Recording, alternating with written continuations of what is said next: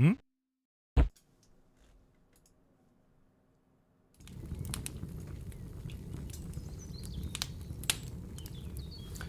Good afternoon, everybody. I'm Robert from El Magnifico Games, and today we're going to continue our normal Wednesday poetry, prose, and riddles stream.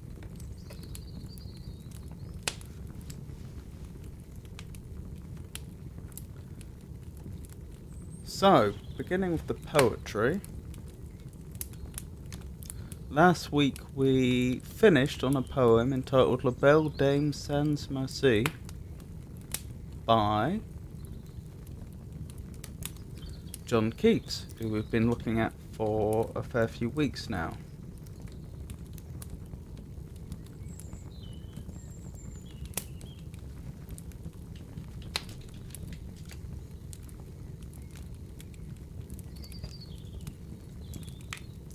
This is John Keats, 1795 to 1821.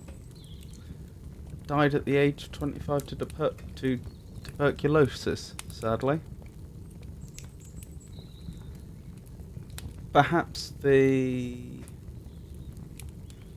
Wikipedia article explains, it's notable that he had very little success in his poetry in his lifetime, but shortly after his passing, his poetry grew in popularity massively. From our perspective, from reading his poetry, one of the most interesting things is that he seems to have developed his own style of sonnet, which I understand to be partway between... what were they called?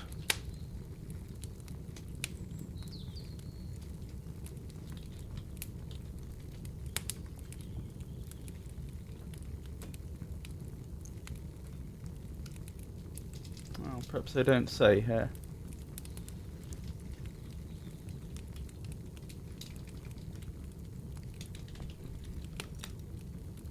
That was it.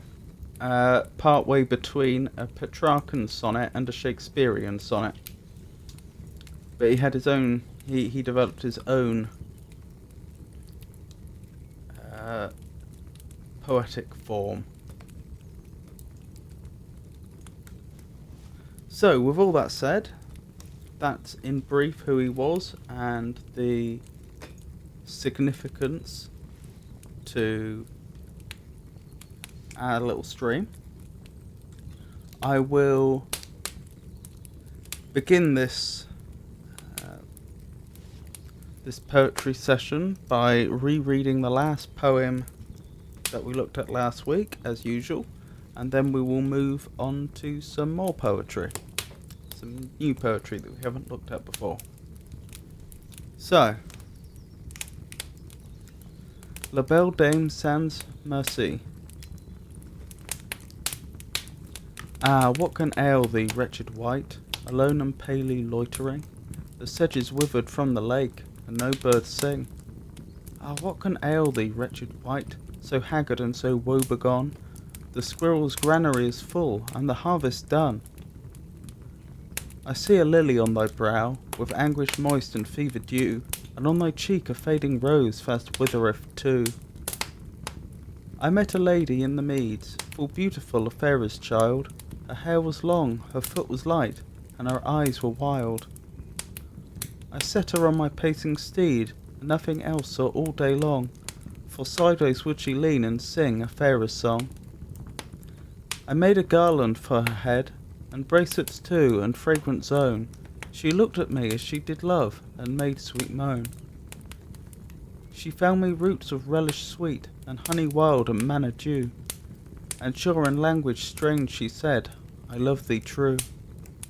She took me to her elfin grot, and there she gazed and sighed deep, and there I shut her wild sad eyes, so kissed her to sleep.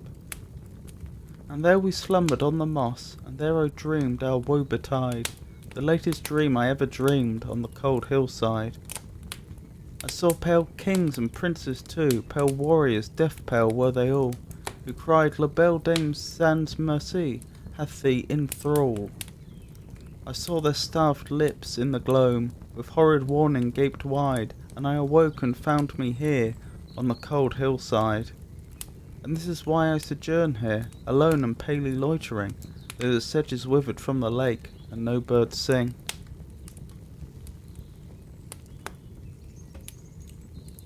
So, that was La Belle Dame Sans Merci. The next poem that we're looking at seems to be simply entitled Sonnet. I'm not sure if that was his actual title or if the author of this anthology didn't know its name or have a better name for it, but that's the name we appear to have. So I will move on to the first reading of this poem. This is also by John Keats, I should say. I believe this is the last John Keats poem, yes, in this anthology. When I have fears that I may cease to be, before my pen has gleamed my teeming brain, before high-piled books in charactery hold like rich garners the full ripened grain, when I behold upon the night-starred face huge cloudy symbols of a high romance, and think that I may never live to trace their shadows with the magic hand of chance, and when I feel, fair creature of an hour, that I shall never look upon thee more, never have relish in the fairy power of unreflecting love, then on the shore of the wide world I stand alone, and think till love and fame to nothingness do sink.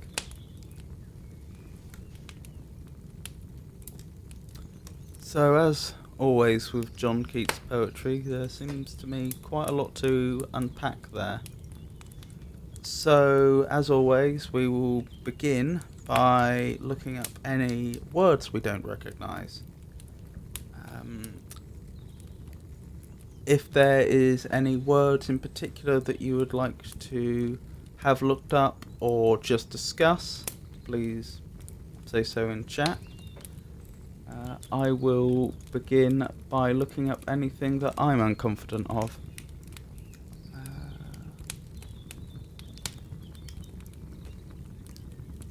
Charactery. I don't recognise that.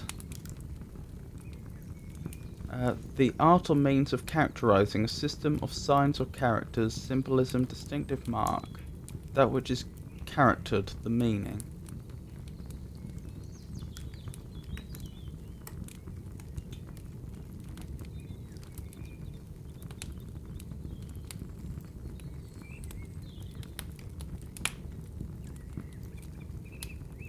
No, that still doesn't pass for me before high-piled books and charactery. I will quickly check my physical dictionary, because that often has more information than Wiktionary does.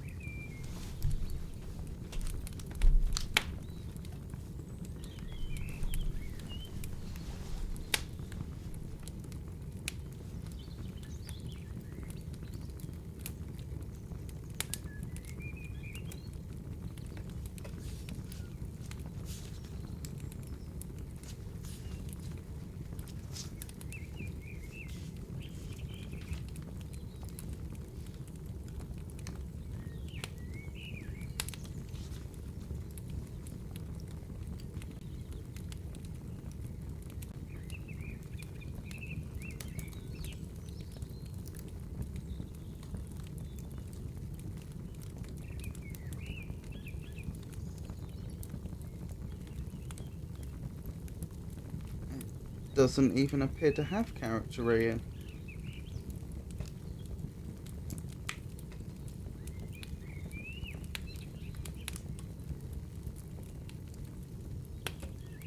That suggests it is quite an old word or uncommon. So, before high-piled books in charactery. And the two possible meanings Wiktionary suggests are the art or means of characterising, a system of signs or characters, symbolism, distinctive mark. Okay, what about characterising? To depict someone or something a particular way, to be typical of, to determine the characteristics of.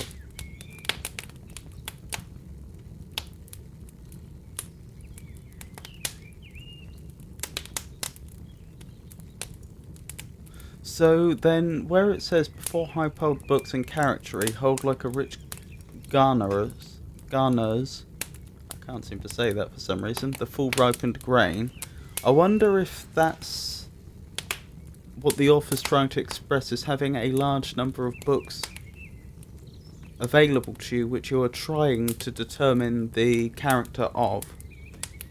So as opposed to, say, having a large pile of books which you intend to all thoroughly read, this is more of a search. You have these books here and you intend to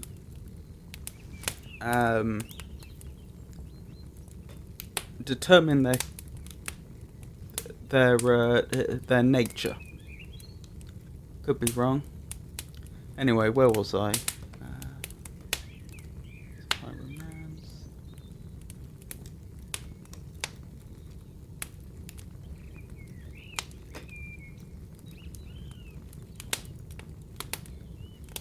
I think that's the only word I didn't recognise there. So again, if there's any words you'd particularly like us to look at, please say so in chat, and we will. But I think I'm happy with that. And so the next things to look at is rhythm and rhyming scheme. What do we have here? Be charactery, brain grain, face trace, romance chance, hour power, more sure, think. Okay, so we've got a fairly classic A-B rhyming scheme here, that except in the final two lines, which rhyme with each other. So that's fairly straightforward. Right, rhythm and or meter. What do we have?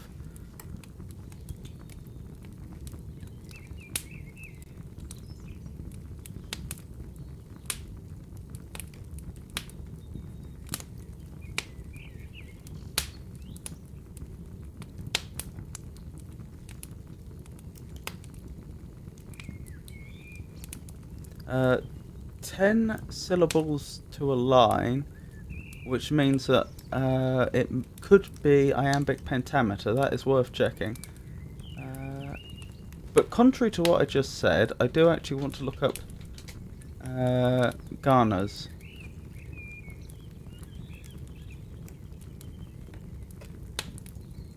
A granary, a store of grain, an accumulation, supply store, or hoard of something.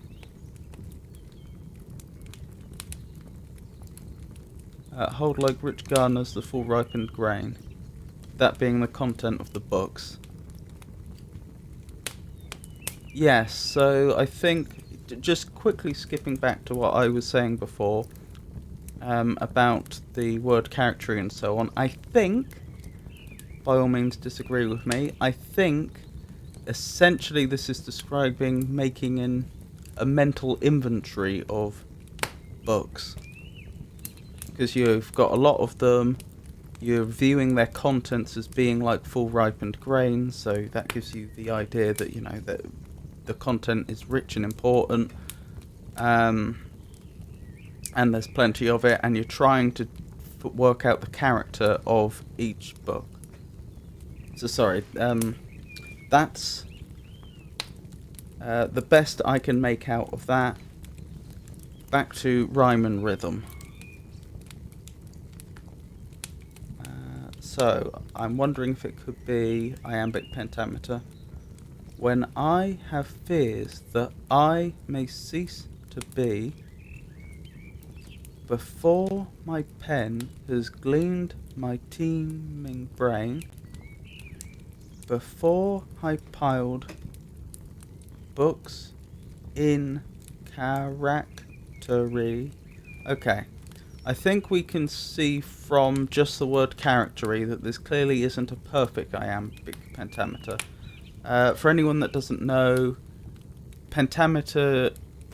Okay, hold on, let me give a slightly more detailed but brief explanation. So, much poetry has a meter. Not all does. Quite a lot of poetry does, and that's where there's a specific pattern of stress on the words.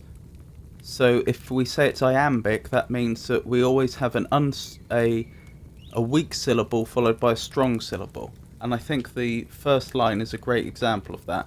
When I have fears that I may cease to be. That's just saying that, I know I was over exaggerating to make the point, but just saying that, it clearly has a rhythm to it. If I say it normally, you should still be able to hear the rhythm. When I have fears that I may cease to be. And that's obviously part of the craft of poetry, to be able to give poems a particular sound, which can be beautiful. Anyway, iambic is one of the possible metrical feet you can have, and it's disyllabic, which means it's made up of 2 syllables. You can have trisyllabic metrical feet as well, which is 3 syllables, obviously. And iambic means weak then strong, repeating. Pentameter just means that it's made up of 5 sets of the metrical feet. So 10 syllables per line, divide by 2 for because an iamb has 2 syllables, you get 5, hence pentameter. Sorry if that's all old hat to you and I've just been boring you, but just in case anyone's watching this and they don't know that, that's what I mean when I say iambic pentameter.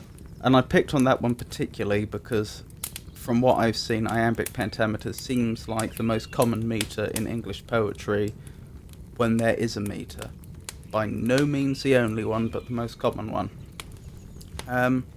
So my conclusion is that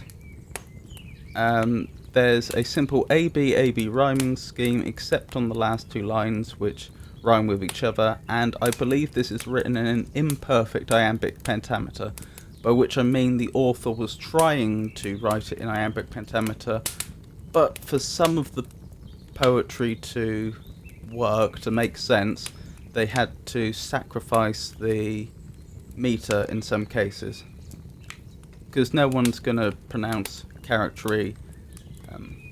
Hold on, what would it be? Before I piled books in charactery. No one's going to pronounce it that way. So, what have we covered? Covered words that we don't know. We've covered the rhythm and rhyme. So I suppose the only last thing to discuss is the overall meaning of the poem.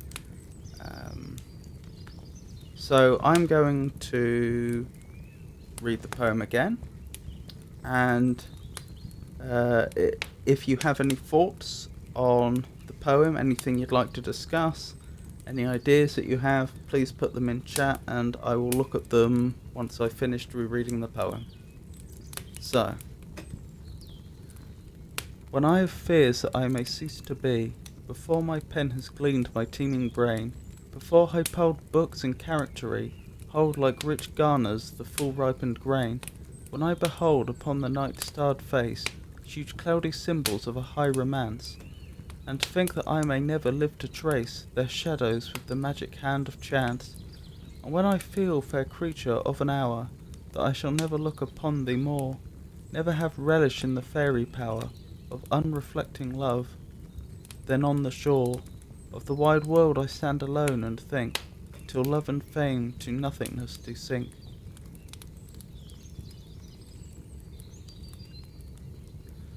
Well, as far as meaning is concerned, I think the first few verses make complete sense. So we have, when I have fears that I cease to be, before my pen has gleaned my teeming brain.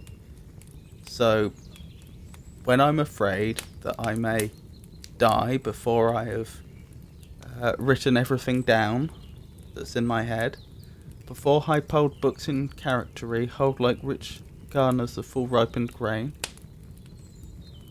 So I think that's essentially saying, correct me if you think I'm wrong, before I have fully managed to process a large number of books with a great deal of useful knowledge inside, when I behold upon the night starred face huge cloudy symbols of a high romance.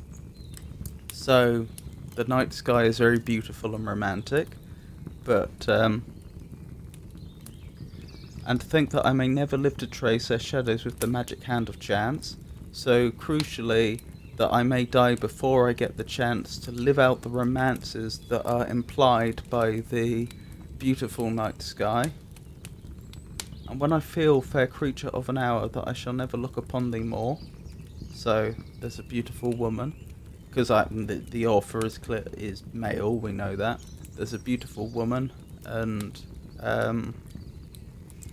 when I think that I will never get to see you anymore, never have relish in the fairy power of unreflecting love, then on the shore. See, this is where it gets interesting, because it's referring to unreflecting love, which is presumably unrequited love. So he's referring to the he uses the word relish. So the more generally, I think he means sort of intoxicating effect and happiness of being in love with someone who, if I'm interpreting this correctly, doesn't love you back, which is interesting. Fairy power is just a very poetic way of describing the allure of a beautiful woman, I think. Then on the shore of the wide world I stand alone and think. So again, emphasizing that the speaker in this poem currently considers themselves alone, and so a lot of this poem is therefore focusing on the idea of dying while they're still alone, till love and fame to nothingness do sink.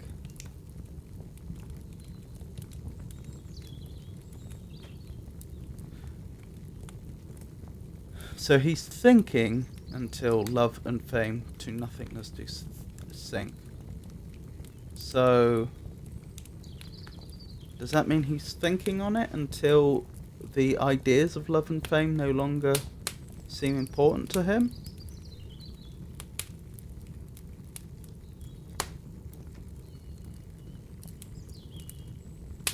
Or does it mean, or is this a conclusion to this theme of death, that he is going to die and then love and fame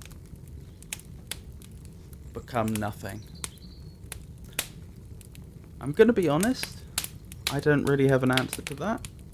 Again, if you have an opinion, please please leave a comment in chat and we can discuss it. But I think that's about all the analysis I can do on this poem right now. So I will move on to the final reading of the poem. I will then read any comments that are in chat, and then we will move on to the next poem. So, Sonnet by John Keats. When I have fears that I may cease to be, before my pen has gleaned my teeming brain, before high-piled books in charactery hold like rich garners the full ripened grain, when I behold upon the night starred face huge cloudy symbols of romance, and think that I may never live to trace their shadows with the magic hand of chance, and when I feel, fair creature of an hour, that I shall never look upon thee more, never have relish in the fairy power of unreflecting love, then on the shore of the wide world I stand alone and think, till love and fame to nothingness do sink.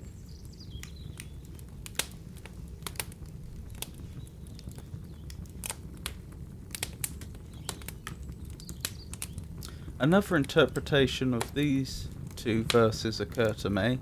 Before high-piled books in charactery hold like rich garners the full ripened grain, he could be referring to the books he's writing in the first two verses. So before I'd managed to fill all these books. But that's just me speculating. Still, it's a very nice poem, even if I must confess I don't fully grasp all of it. But then again, that's been a theme when I've been reading through John Keats' poetry, hasn't it? So, moving on. Charles Lamb. Let's begin, as we always do when we move on to a new poet, by having a brief look at who they were, as that may influence how we interpret their poetry. So, Charles Lamb, 1775 to 1834, so he was Georgian, was an English essayist, poet, and antiquarian, best known for his essays of Elia, and for the children's book Tales from Shakespeare, co-authored with his sister Mary Lamb. Friends with such literary luminaries as Samuel Taylor Coleridge, Robert Southey, William Wordsworth, and William Hazlitt, Lamb was at the centre of a major literary circle in England. He has been referred to by E.V. Lucas, his principal biographer, as the most lovable figure in English literature. Interesting. Oh my. This article's quite long, isn't it?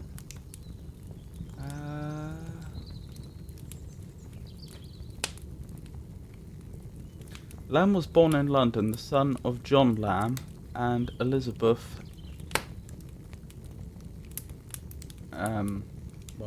Lamb, born Field. Lamb had an elder brother and sister. 4 other siblings did not survive infancy. Lamb was a lawyer's clerk and spent most of his professional life as the assistant to a barrister named Samuel Salt, who lived in the Inner Temple in the legal district of London. It was there, in Crown Office Row, that Charles Lamb was born and spent his youth. Lamb created a portrait of his father in his Elia on the Old Benches under the name Lovell. Lamb's elder brother was too much his senior to be a youthful companion to the boy, but his sister Mary, being born 11 years before him, was probably his closest playmate. Lamb was also cared for by his paternal aunt Hetty, who seems to have had a particular fondness for him. A number of writings by both Charles and Mary suggest that the conflict between Aunt Hetty and her sister-in-law created a certain degree of tension in the Lamb household. However, Charles speaks fondly of her, and her presence in the house seems to have brought a great deal of comfort to him. Some of Lamb's fondest childhood memories. I'm wondering how far I should read, because I don't want to read the entire Wikipedia article, but also sometimes we do get very interesting insights into the poets' lives. Some of Lamb's fondest childhood memories were of time spent with Mrs. Field, his maternal grandmother, who was for many years a servant to the Plummer family, who owned a large country house called Blakesware near Woodford, Hertfordshire. After the death of Mrs. Plummer, Lamb's grandmother was in sole charge of the large home, and as William Plummer was often absent, Charles had free reign of the place during his visits. A picture of these visits can be glimpsed in the Eliot essay Blackmore in Hertfordshire. Why every plank and panel of that house for me had magic in it. The tapestried bedrooms, tapestry so much better than painting, not adorning merely, but peopling the wainscots, at which childhood ever and anon would steal a look, shifting its coverlid, replaced as quickly to exercise its tender courage in a momentary eye encounter with those stern bright visages, staring reciprocally, all ovid on the walls in colours vivider than his descriptions. I think we'll skip ahead a bit to family tragedy. Both Charles and his sister Mary had a period of mental illness. Okay, that seems very relevant, as he himself confessed in a letter. Charles spent 6 weeks in a mental facility during 1795. Coleridge, I know not what suffering scenes you have gone through at Bristol. My life had been somewhat diversified of late. The 6 weeks that finished last year and began this, your very humble servant spent very agreeably in a madhouse at Hoxton. I am got somewhat rational now and don't bite anyone. but mad I was, and many a vagary my imagination played with me, enough to make a volume if all told. My sonnets I've extended to the number of 9 since I saw you, and will some day communicate to you. So that's very interesting. So not only did he end up in a mental facility, but he was writing during that period. Mary Lamb's illness was more severe than her brother's, and it led her to become aggressive on a fatal occasion. On the 22nd of September 1796, while preparing dinner, Mary became angry with her apprentice, roughly shoving the little girl out of her way and pushing her into another room. Her mother, Elizabeth, began admonishing her for this, and Mary had a mental breakdown. She took the kitchen knife she had been holding, unsheathed it, and approached her mother, who was sitting down. Mary, worn down to a state of extreme nervous misery by attention to needlework by day and to her mother at night, was seized with acute mania and stabbed her mother in the heart with a table knife.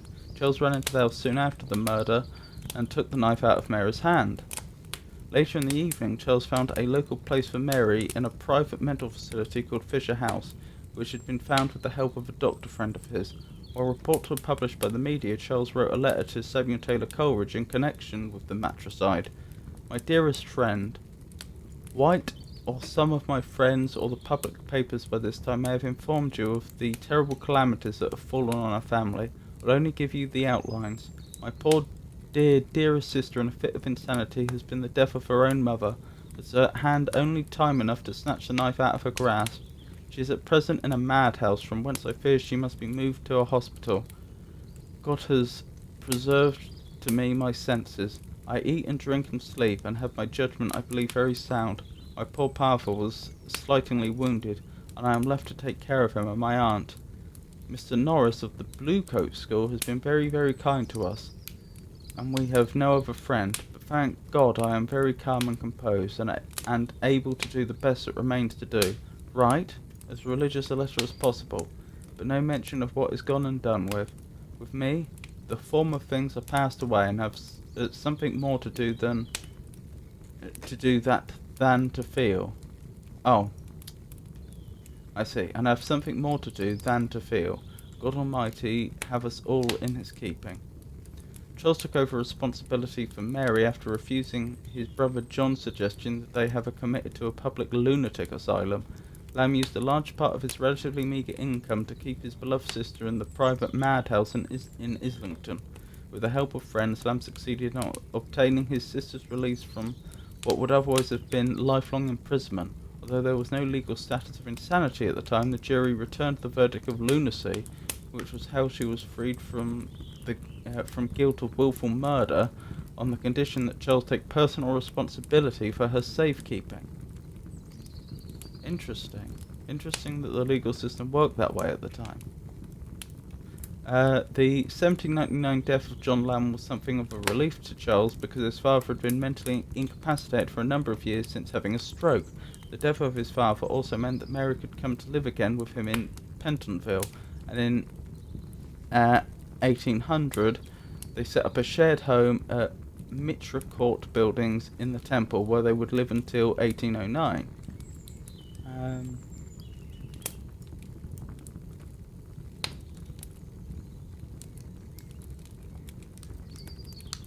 Yeah, let's skip ahead a bit further, because again I don't want to read the entire Wikipedia article. So I believe this should be concerning his death. On the 27th of December 1834, Lamb died of a streptococcal infection, erypelus, contracted from a minor graze on his face sustained after slipping in the street. He was 59.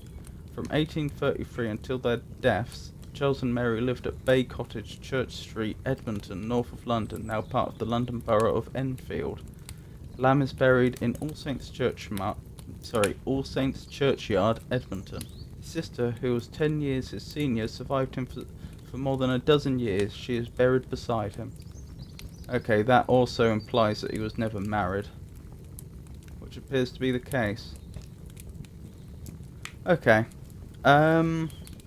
so I skipped around a bit there, but I think we got a fairly good idea about the life of this poet and how it may affect his poetry. Certainly, it's interesting to notice the history of mental illness in their family. So, the next poem is entitled "The Old Familiar Faces." So, I will move on to the first reading. Where are they gone, the old familiar faces? I had a mother, but she died and left me. Died prematurely in a day of horrors. All are gone, the old familiar faces. I have had playmates, I have had companions, in my days of childhood, in my joyful school days. All are gone, the old familiar faces. I have been laughing, I have been carousing, drinking late, sitting late, with my bosom cronies. All are gone, the old familiar faces. I loved a love once, fairest among women. Closed are her doors on me, I must not see her. All are gone, the old familiar faces. I have a friend, a kind of friend has no man, like an ingrate. I left my friend abruptly, left him to muse on the old familiar faces. Ghost-like, I packed round the haunts of my childhood. Earth seemed a desert I was bound to traverse, seeking to find the old familiar faces. Friend of my bosom, thou more than a brother, why were not thou born in my father's dwelling, so might we talk of the old familiar faces? For some they have died, and some they have left me, and some are taken from me, all are departed. All are gone, the old familiar faces. Well, that's a particularly distressing poem, isn't it?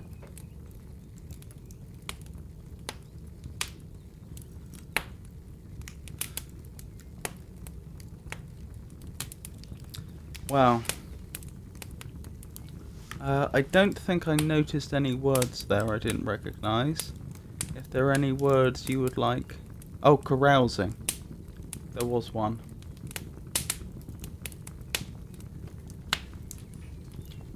As always, if there are any you'd like discussed, please leave a comment.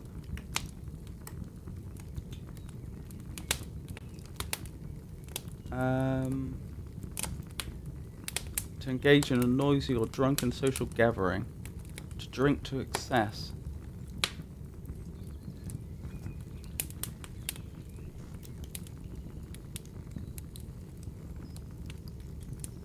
It's very interesting that all but the first stanza are 3 lines. I think that's very uncommon in at least the poetry I've read.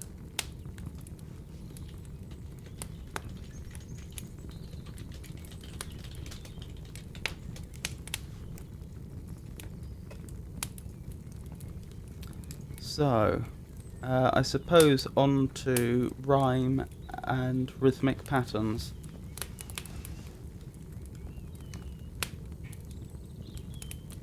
I don't notice any end rhyme in the first stanza, unless you consider faces and faces to be a rhyme.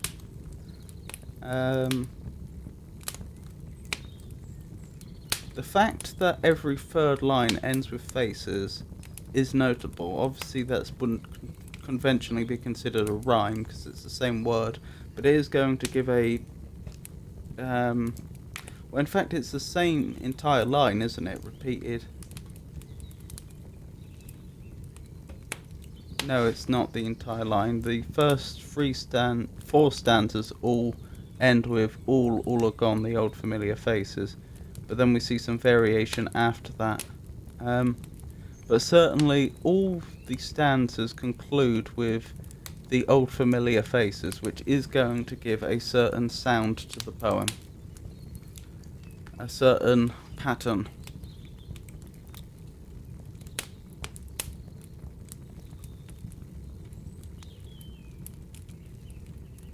I don't see any other end rhyme, as in the final syllables of one verse rhyming with any other intentionally, which is also interesting. So, rhythm and or meter.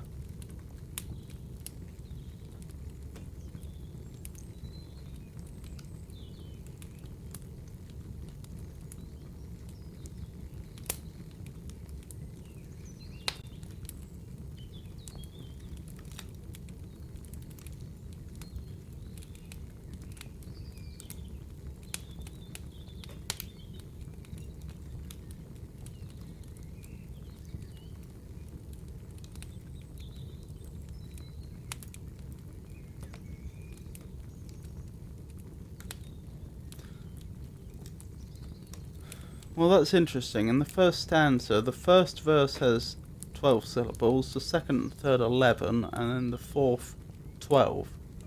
As far as I'm aware, that largely precludes any sort of meter, because meters require there to be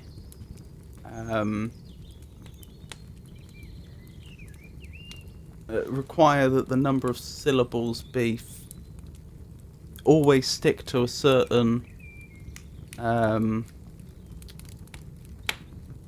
multiple. So, you know, if you're dealing with the disyllabic meters like iambic, like with the iamb, then you would have to have an even number of syllables on every line. If you don't, then it can't be iambic. Let me quickly check another stanza.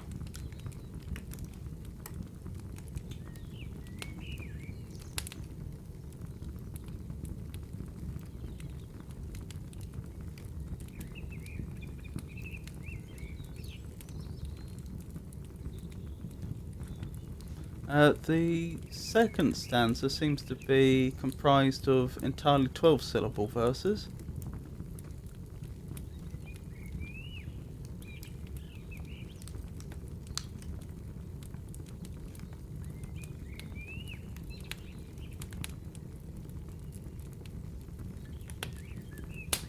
And the third is 10 syllables followed by 12 followed by 12.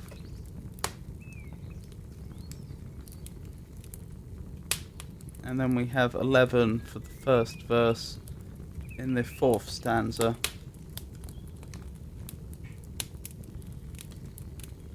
Okay, so I think it's fair to say then it probably doesn't have any sort of meter.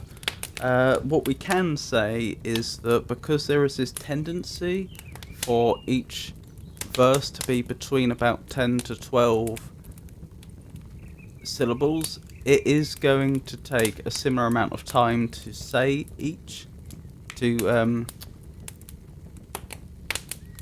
pronounce each verse.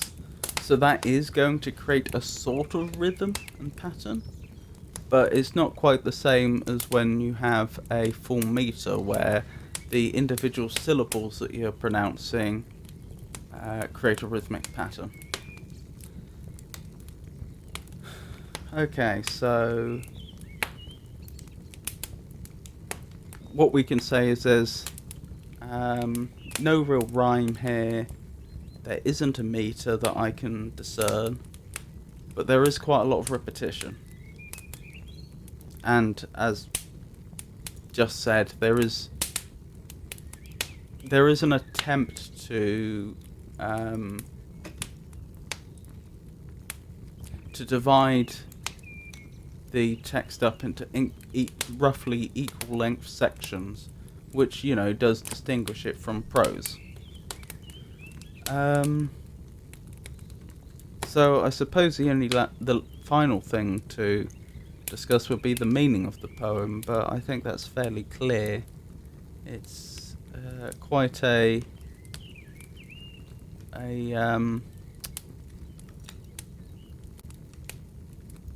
dark piece dealing with loneliness and possibly poor decisions, as well as misfortune.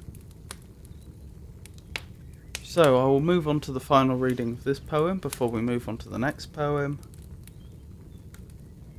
If there is anything more you would like discussed about this poem, The Old Familiar Faces, please just leave a comment in chat and I will read it when I have finished the final reading. So, The Old Familiar Faces by Charles Lamb. Where are they gone, the old familiar faces? I had a mother, but she died and left me. Died prematurely in a day of horrors. All are gone, the old familiar faces.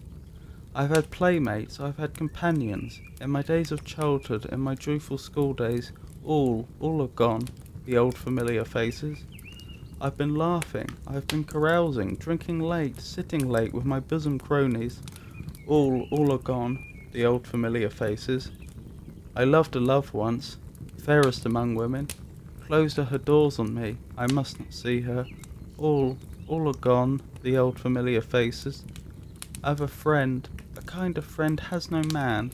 Like an ingrate, I left my friend abruptly, left him to muse on the old familiar faces. Ghost-like, I packed round the haunts of my childhood. Earth seemed a desert I was bound to traverse, seeking to find the old familiar faces.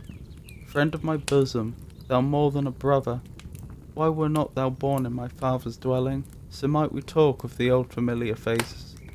For some they have died, and some they have left me, and some are taken from me.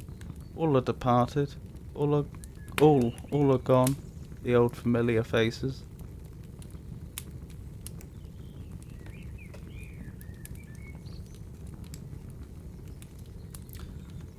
So, the next poem, The Maid's Lament, was written by Walter Savage Landor. So, we'd better have a quick look at his life as well.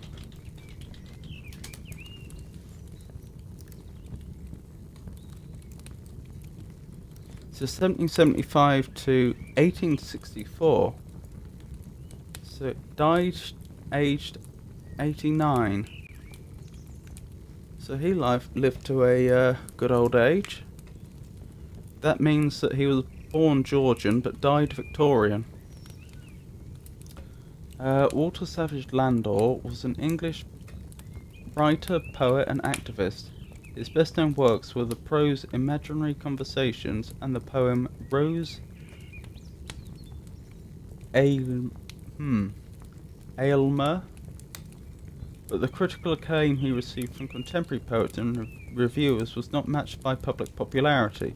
As remarkable as his work was, it was equalled by his rumbustious character and lively temperament. Both his writing and political activism, such as support for Lajos Kossuth and Giuseppe Garibaldi, were imbued with his passion for liberal and republican causes. He befriended and influenced the next generation of literary reformers such as Charles Dickens and Robert Browning. Summary of his life. That sounds like what we want to see. Landor's biography consists of a catalogue of incidents and misfortunes, many of them self-inflicted, but some no fault of his own. His headstrong nature and hot-headed temperament, combined with a complete contempt for authority, landed him in a great deal of trouble over the years. By a succession of bizarre actions, he was successively thrown out of Rugby School, of Oxford, and from time to time from the family home. In the course of his life, he came into conflict deliberately with political enemies, the supporters of Pitt, but inadvertently with a succession of Lord Lieutenants, Bishops, Lord Chancellors, Spanish officers, Italian Grand Dukes, Nuncio Legatos, lawyers, and other minor officials. He usually gained the upper hand, if not with an immediate hilarious response, then possibly many years later with a biting epithet. Landor's writing often landed him on the wrong side of the laws of libel, and even his refuge in Latin proved of no avail in Italy. Many times his friends had come to his aid in soothing the ruffled feathers of his opponents or in encouraging him to moderate his behaviour. His friends were equally active in the desperate attempts to get his work published, where he offended or felt cheated by a succession of publishers who found his work either unsellable or unpublishable. He was repeatedly involved in legal disputes with his neighbours, whether in England or Italy, and Dickens' characterisation of him in Bleak House revolves around such a dispute over a gate between Boythorn and Sir Leicester Dedlock. Fate dealt with him unfairly when he tried to put into practice his bold and generous ideas to improve the lot of man, or when he was mistaken at one time for an agent of the Prince of Wales and at another for a tramp. His stormy marriage with his long-suffering My apologies. His stormy marriage with his long-suffering wife resulted in a long separation, and then when she had finally taken him back in a series of sad attempts to escape. Oh dear. And yet Landor was described by Swinburne as the kindest and gentlest of men. He collected a coterie of friends who went to great lengths to help him, and writing for the Encyclopaedia Britannica, Swinburne comments that his loyalty and liberality of heart were inexhaustible as his bounty and beneficence of hand, adding that praise and encouragement, deserved or undeserved, came more readily to his lips than challenge or defiance.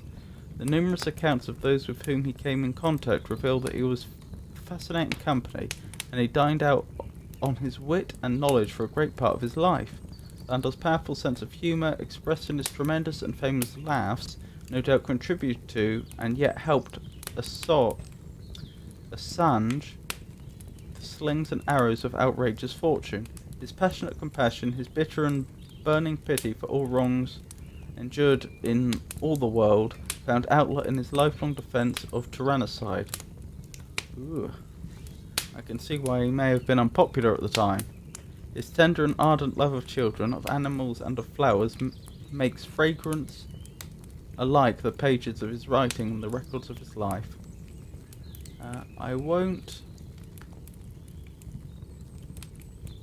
read through the entirety of this Wikipedia article, clearly.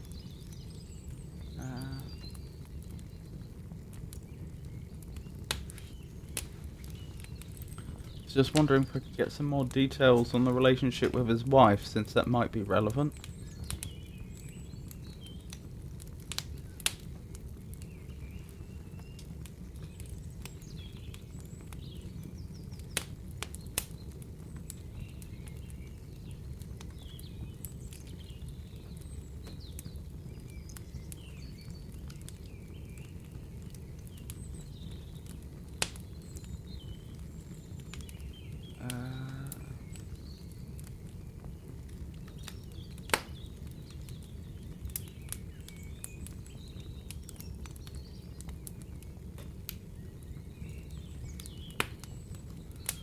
In 1835, Ianthe visited again and brought a half-sister, Mrs.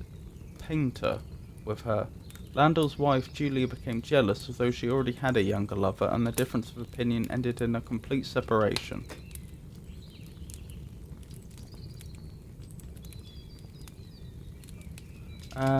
Well, again, I'm not going to read through the entire article, but it sounds like he may have been a difficult person to live with, and that there were infidelities on both sides, which ultimately led to a long separation.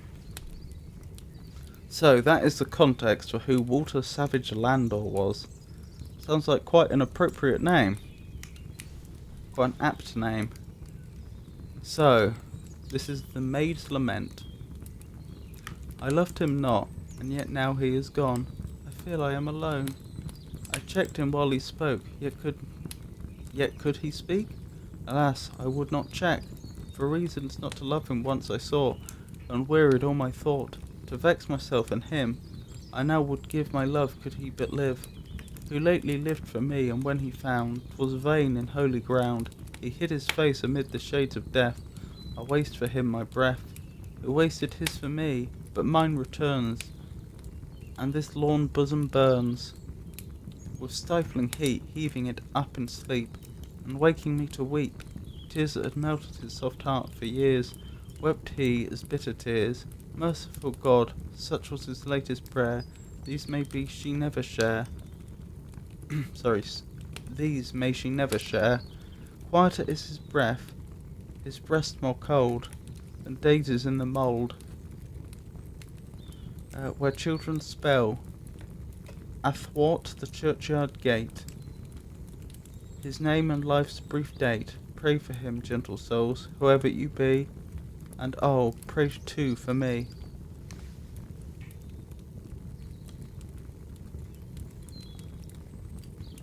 Well, that certainly is an interesting poem, isn't it? So, as always, we will begin with words that we don't recognise. I will start by looking up any words I don't recognise, but if there's any words you'd particularly like looked up or discussed, please leave a comment in chat.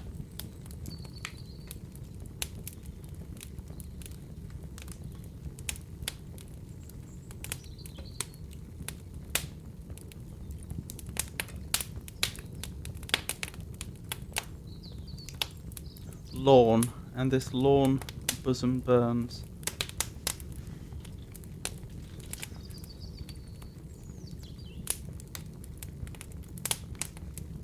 Doomed, lost, abandoned, forlorn, lonely.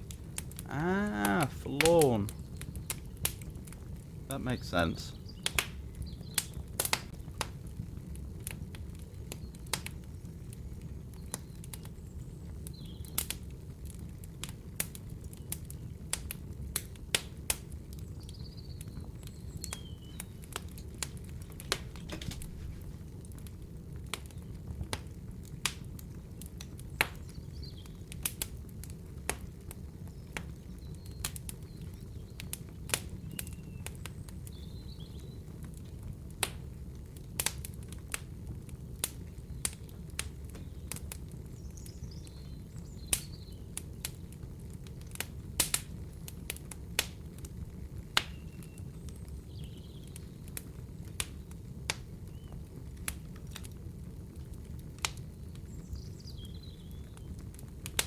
So this is interesting. Quieter in his breath, his breast more cold than daisies in the mould. That seemed peculiar to me. I wondered if that was supposed to be mound, but no, apparently mould can mean loose soil. So that explains it.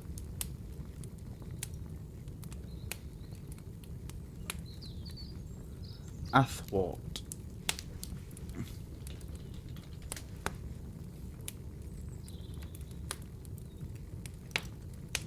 From side to side, often in a oblique manner, across or over.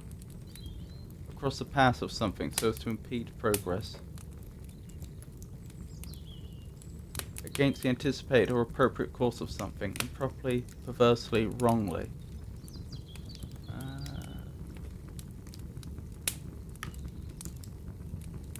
Where the children spell athwart the churchyard gate, his name and life's brief date.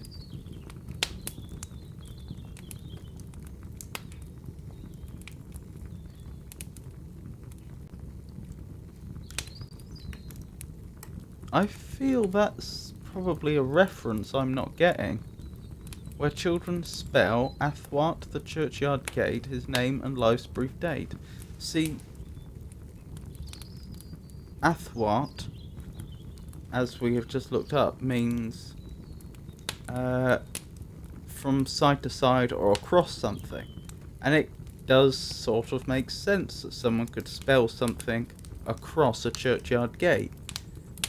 But I don't understand why. I feel like this is it's possible that I'm not seeing something obvious, but it seems like it's some sort of practice that I'm simply not familiar with.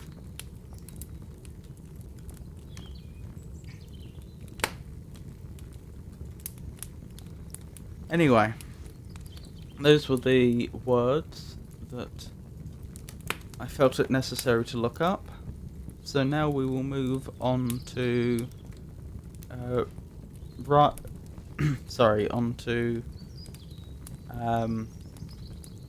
rhyming and rhythmic patterns.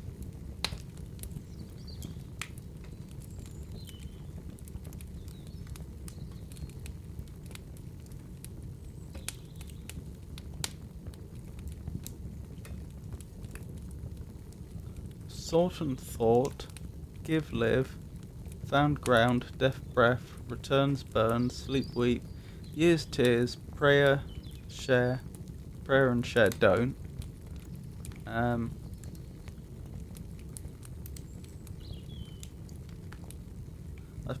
I suppose prayer and share are maybe half rhymes.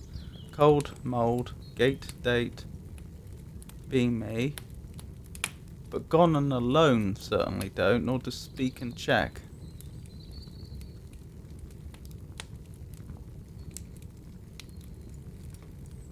That does make me wonder if those would have rhymed in the writer's accent at the time. Gone alone. Gone alone, perhaps? And speak and check.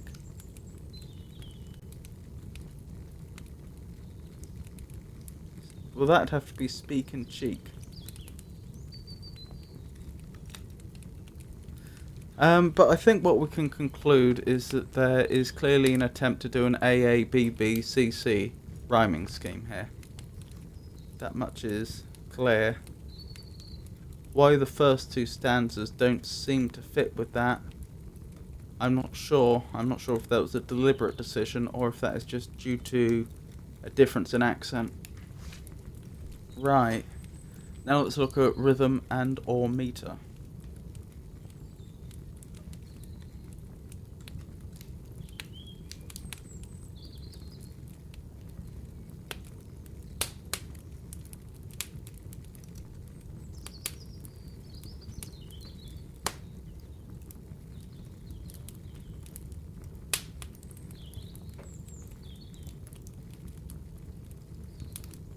So it looks like there's a consistent pattern of 10 syllables, 6 syllables, 10 syllables, 6 syllables.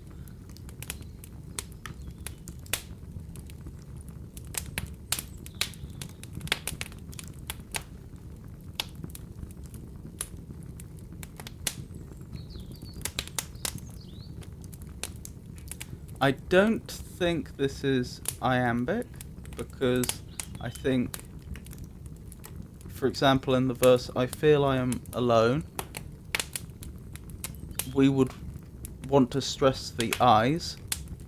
So, I feel I am alone. In fact, that's not even right, is it? It should be alone, not alone. Yeah, so I'm satisfied that there isn't a meter to this. I don't think any meter I know of would fit.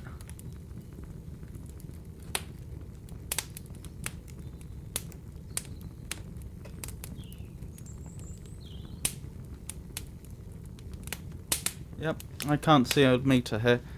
But there is still a rhythmic structure in that there's this pattern of 10 syllables by 6 syllables, which does have a peculiar sound to it. Even if the syllables themselves aren't making a pattern, the fact that you tend to say something longer and then shorter and then longer and then shorter and then longer and shorter over and over again, that has a particular sound to it, which has clearly been chosen by the author. So that covers rhyme, that covers rhythmic patterns. We've looked at any words that need looking up. So the only thing left really is to look at the meaning of the poem. Again, I think that's fairly clear in this case. It seems to be, again, if you disagree, please leave a comment in chat and we can discuss it.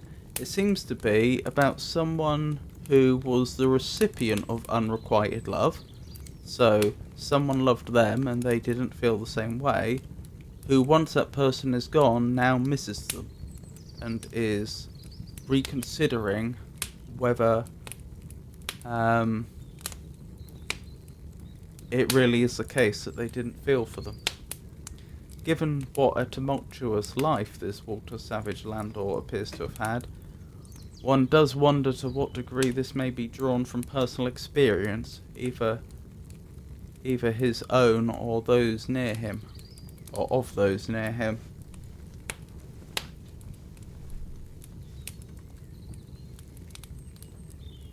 Anyway, I will move on to the final reading of this poem. If you would like to discuss any of this further, please leave a comment in chat, which I will read after I have finished the final reading. So, The Maid's Lament by Walter Savage Landor. I loved him not, and yet now he is gone. I feel I am alone. I checked him while he spoke. Yet could he speak? Alas, I would not check. For reasons not to love him once I saw, and wearied all my thought. To vex myself in him I now would give my love, could he but live. Who lately lived for me, and when he found 'twas vain in holy ground, he hid his face amid the shades of death. I waste for him my breath, who wasted his for me, but mine returns, and this lorn bosom burns, with stifling heat, heaving it up in sleep, and waking me to weep. Tears that had melted his soft heart for years, wept he as bitter tears. Merciful God, such was his latest prayer, these may she never share. Quieter is his breath, his breast more cold than daisies in the mould, where children spell athwart the churchyard gate his name and life's brief date. Pray for him, gentle souls, whoever you be, and oh, pray too for me. I personally really like this poem. I think it sounds great. I think it has an interesting theme. As we have noticed that, as we have noted before, two of the most common themes for poetry seem to be love and death, and often they come together. We have also seen unrequited love before in some poetry, but I think specifically the idea of this poem of having been the poem being about someone who was a recipient of unrequited love, then reconsidering after that person's death, we've not seen before. And in that way it seems refreshing.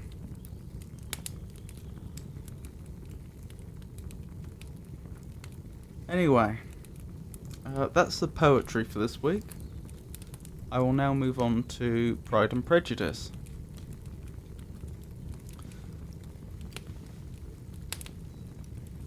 As usual, I will begin by recapping what we had read most recently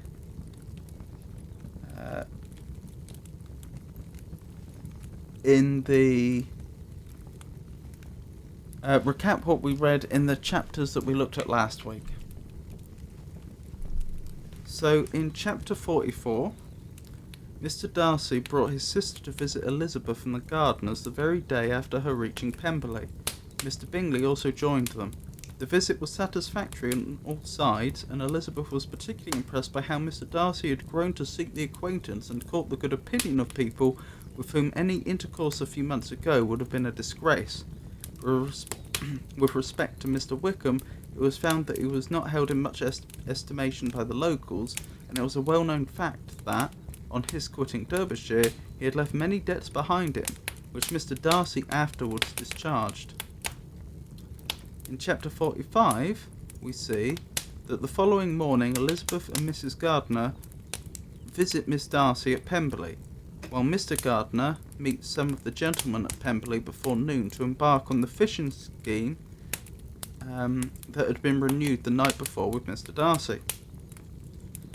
Mrs. Hurst and Miss Bingley were coldly civil to Elizabeth during her visit, whereas Georgina Darcy, that is Miss Darcy, and Mrs. Ainsley behaved rather more agreeably, even in spite of Georgina's shyness. Towards the end of the visit, Mr. Darcy appeared, which resulted in Miss Bingley first trying to not so subtly hint at Elizabeth's former partiality for Mr. Wickham. For anyone that isn't familiar with this story, Mr. Darcy is in love with Elizabeth. Elizabeth initially had a very low opinion of him, but now has a much higher opinion of him. But crucially, Miss Bingley, who is sister of Mr. Bingley and Mrs. Hurst, Mrs. Hurst obviously being married to Mr. Hurst, hence why her surname has changed. Miss Bingley also, she is in love with Mr. Darcy, and so she sees Elizabeth as a rival, which is why Mrs. Hurst and Miss Bingley were cold but civil to Elizabeth, because they're not her biggest fan. And Mr. Wickham is a character who is going to pop up increasingly in this story, I should think. But an important thing to note is that Mr. Wickham had bad history with Mr. Darcy, and Elizabeth, when she first met him, got on very well with him until she found out what he was about. So that should be the necessary context. So as I was saying, towards the end of the visit, Mr. Darcy appeared, which resulted in Miss Bingley first trying to not so subtly hint at Elizabeth's former partiality for Mr. Wickham. Notably, at this point, Miss Bingley was not aware that Elizabeth and Mr. Wickham had parted on not so brilliant terms. As far as she is aware, they still got on well. This caused Georgina some distress. That's Georgina Darcy, Miss Darcy, sister of Mr. Darcy. Again, some of the bad history, but not all of it, with Mr. Wickham was that Mr. Wickham tried to seduce Georgina and marry her for her money, and Mr. Darcy managed to stop all that at the last minute, and that is a great shame for the family, the fact that they had eloped together and so on.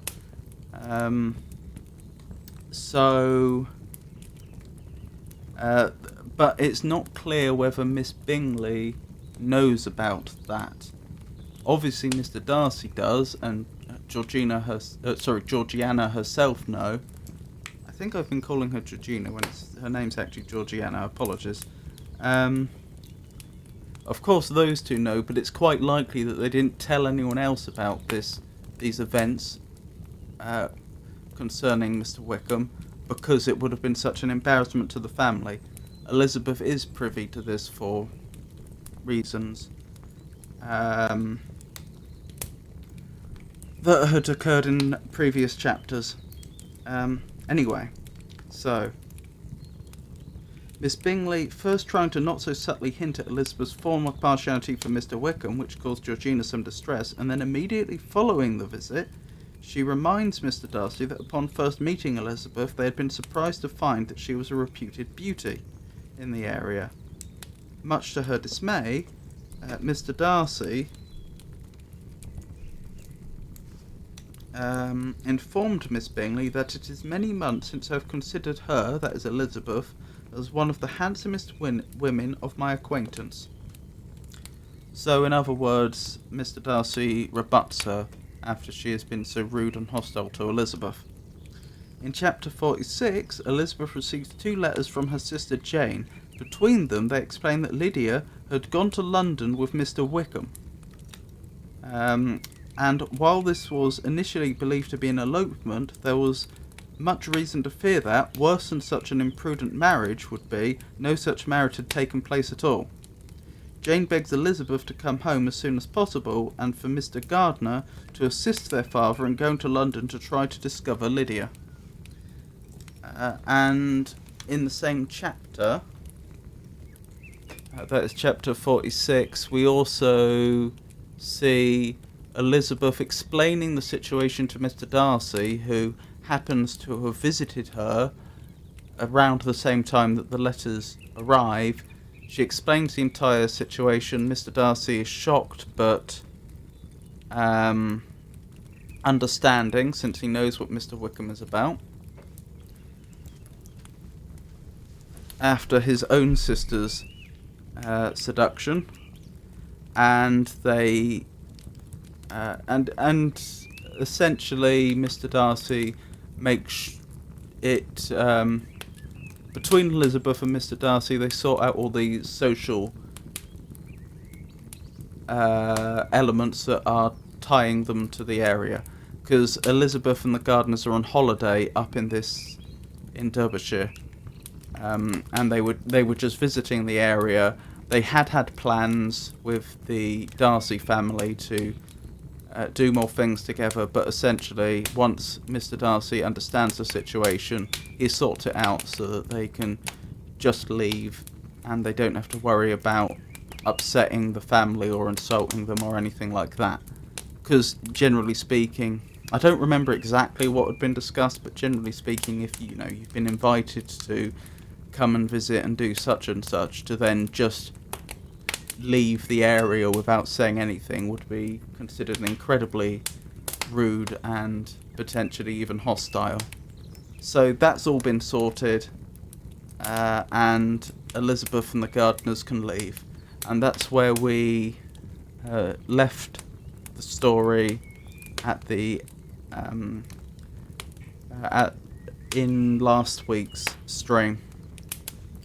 So, chapter 47.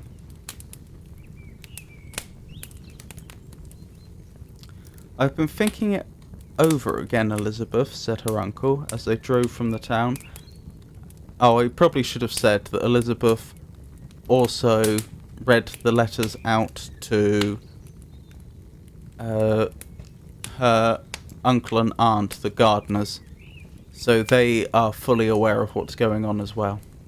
I've been thinking it over again, Elizabeth, said her uncle, as they drove from the town, and really, upon serious consideration, I'm much more inclined than I was to judge as your elder sister does on the matter. It appears to me so very unlikely that any young man should form such a design against a girl who is by no means unprotected or friendless, and who is actually staying in his colonel's family, that I am strongly inclined to hope the best. Could he expect that her friends would not step forward? Could he expect to be noticed again by the regiment after such an affront to Colonel Forster? His temptation is not adequate to the risk.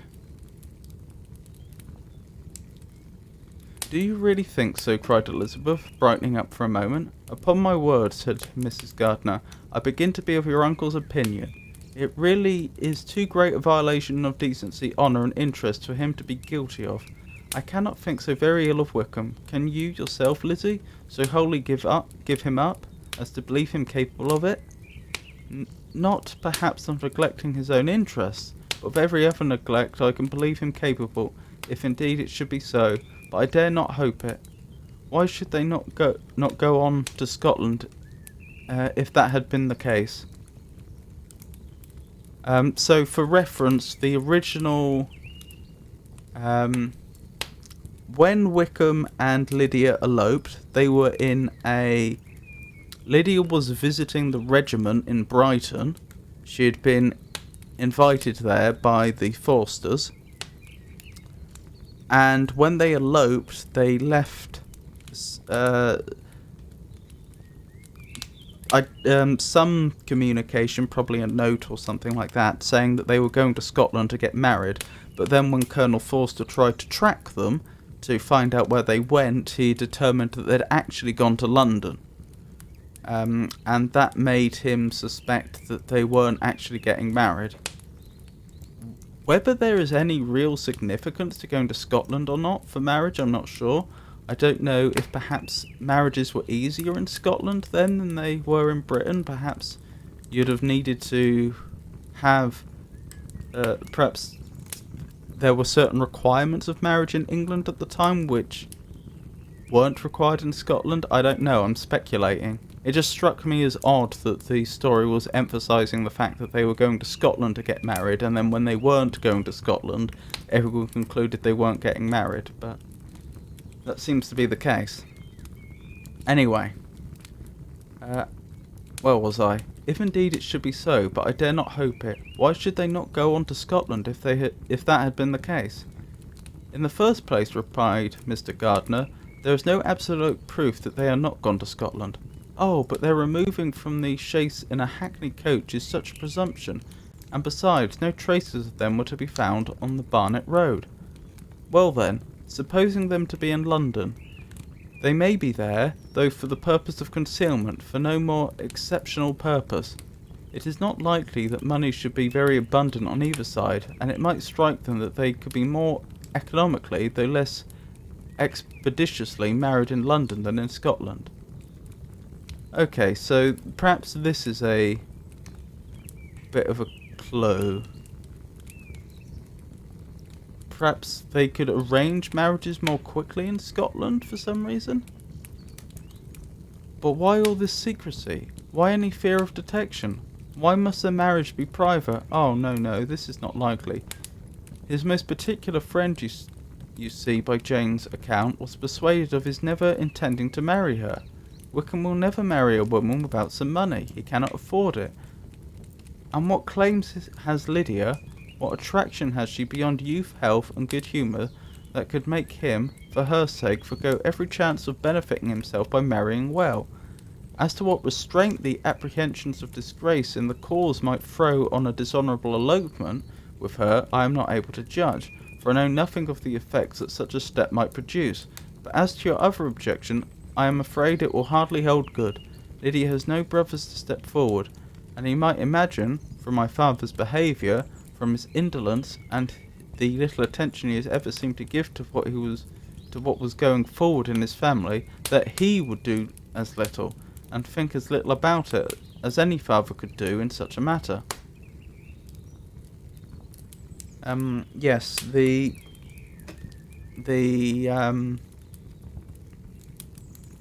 Bennet family have 6 daughters, for reference, so she doesn't have a brother.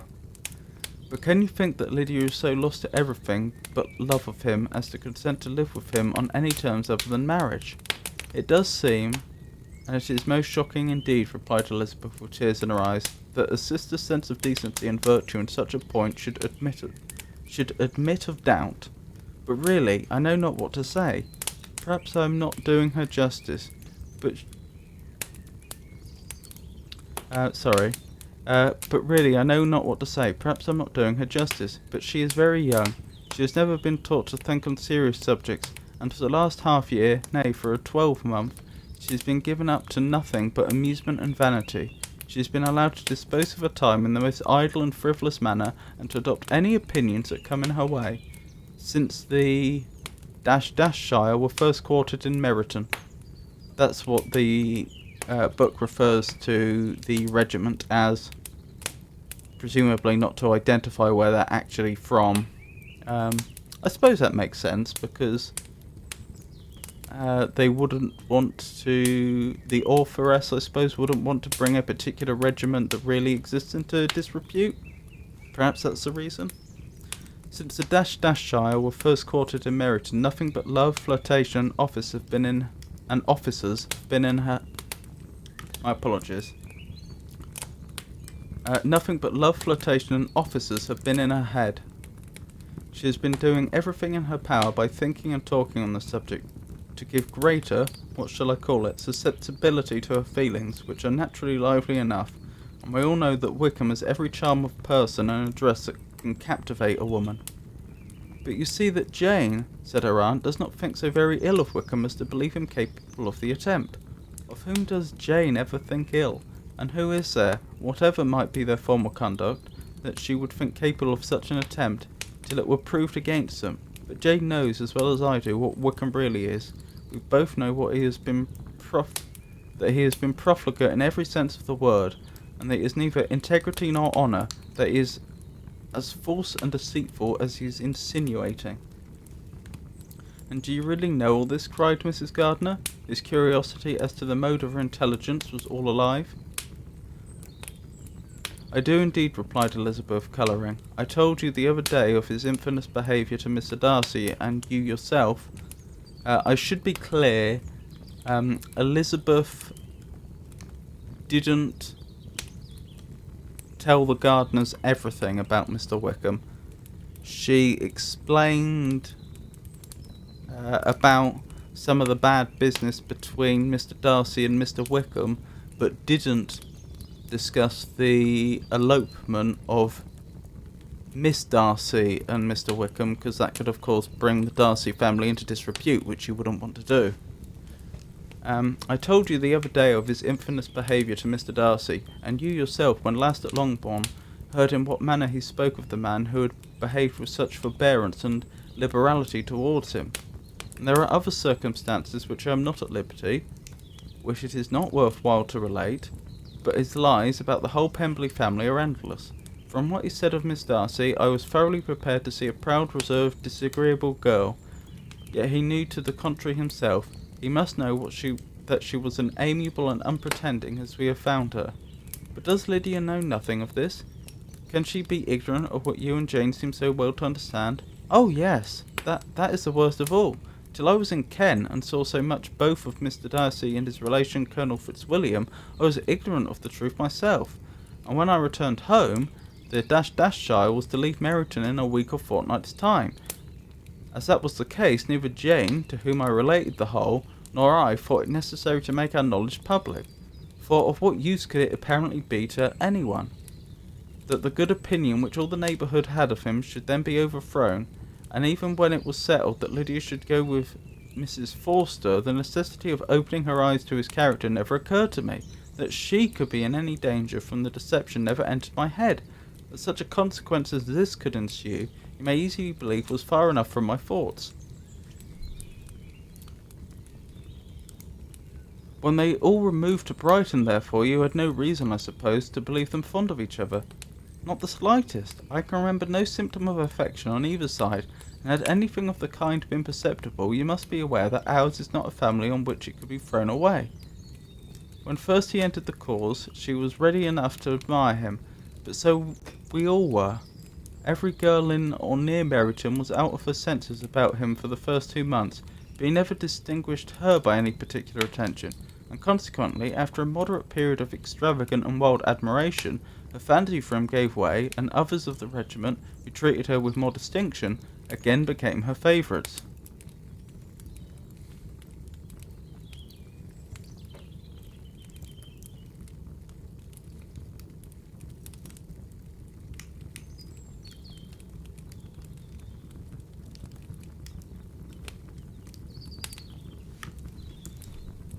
I'm not sure I fully follow part of this. I can remember no symptom of affection on either side, and had anything of the kind been perceptible, you must be aware that ours is not a family on which it could be thrown away. I don't follow that, but still. It may be easily believed that, however little of novelty could be added to their fears, hopes and conjectures on this interesting subject, by its repeated discussion, no other could detain them from it long during the whole of the journey. From Elizabeth's thoughts it was never absent. Fixed there by the keenest of all anguish, self-reproach, she could find no interval of ease or forgetfulness. They travelled as expeditiously as possible, and, sleeping one night on the road, reached Longbourn by dinner time the next day. It was a comfort to Elizabeth to consider that Jane could not have been wearied by long expectations. The little gardeners, attracted by the sight of a chaise, were standing on the steps of the house as they entered the paddock, and when the carriage drove up to the door, the joyful surprise that lighted up their faces and displayed itself over their whole bodies in a variety of capers and frisks was the first pleasing earnest of their welcome. Elizabeth jumped out, and after giving each of them a hasty kiss, hurried into the vestibule, where Jane, who came running down from her mother's apartment, immediately met her. Elizabeth, as she affectionately embraced her, whilst tears filled the eyes of both, lost not a moment in asking whether anything had been heard of the fugitives. Not yet, replied Jane, but now that my dear uncle is come, I hope everything will be well. Is my father in town? Yes, he went on Tuesday, as I wrote you word. In town means in London. And have you heard from him often? We have heard only twice. He wrote me a few lines on Wednesday to say that he had arrived in safety and to give me his directions, which I particularly begged him to do. He merely added that he should not write again until he had something of importance to mention. My mother? How is she? How are you all? My mother is tolerably well, I trust, though her spirits are greatly shaken. She's upstairs, and will have great satisfaction in seeing you all. She does not yet leave her dressing room. Mary and Kitty, thank heaven, are quite well. But you, how are you? Cried Elizabeth. You look pale. How much you must have gone through. Her sister, however, assured her of her being perfectly well, and their conversation, which had been passing while Mr. and Mrs. Gardiner were engaged with their children, was now put an end to by the approach of the whole party. Jane ran to her uncle and aunt and welcomed and thanked them both, with alternate smiles and tears. When they were all in the drawing-room, the questions which Elizabeth had already asked were of course repeated by the others, and they soon found that Jane had no intelligence to give. The sanguine hope of good, however, which the benevolence of her heart suggested had not yet deserted her, she still expected that it would all end well, and that every morning would bring some letter, either from Lydia or her father, to explain their proceedings and perhaps announce their marriage. Mrs. Bennet, to whose apartment they all repaired, after a few minutes' conversation together, received them exactly as might be expected, with tears and lamentations of regret, invectives against the villainous conduct of Wickham, and complaints of her own suffering and ill usage, blaming everybody but the person to whose ill-judging indulgence and errors of her daughter must principally be owing. If I had been able, said she, to carry my point in going to Brighton with all my family, this would not have happened, but poor dear Lydia had nobody to take care of her. Why did the Forsters ever let her go out of their sight? I'm sure there was some great neglect or other on their side, for she is not the kind of girl to do such a thing if she had been well looked after. I always thought they were very unfit to have the charge of her, but I was overruled, as always I am. Poor dear child. And now, here's Mr. Bennet gone away, and I know he will fight Wickham wherever he meets him, and then he will be killed, and what is to become of us all? The Collinses will turn us out before he is cold in his grave, and if you are not kind to us, brother, I do not know what we should do. And if you are not kind to us, brother, I do not know what we shall do. The Collinses are, Mr. and Mrs. Collins, and Mr. Collins is the father, Mr. Bennet's cousin, and when Mr. Bennet dies, the house is to be entailed to Mr. Collins for legal reasons that have been established but not discussed.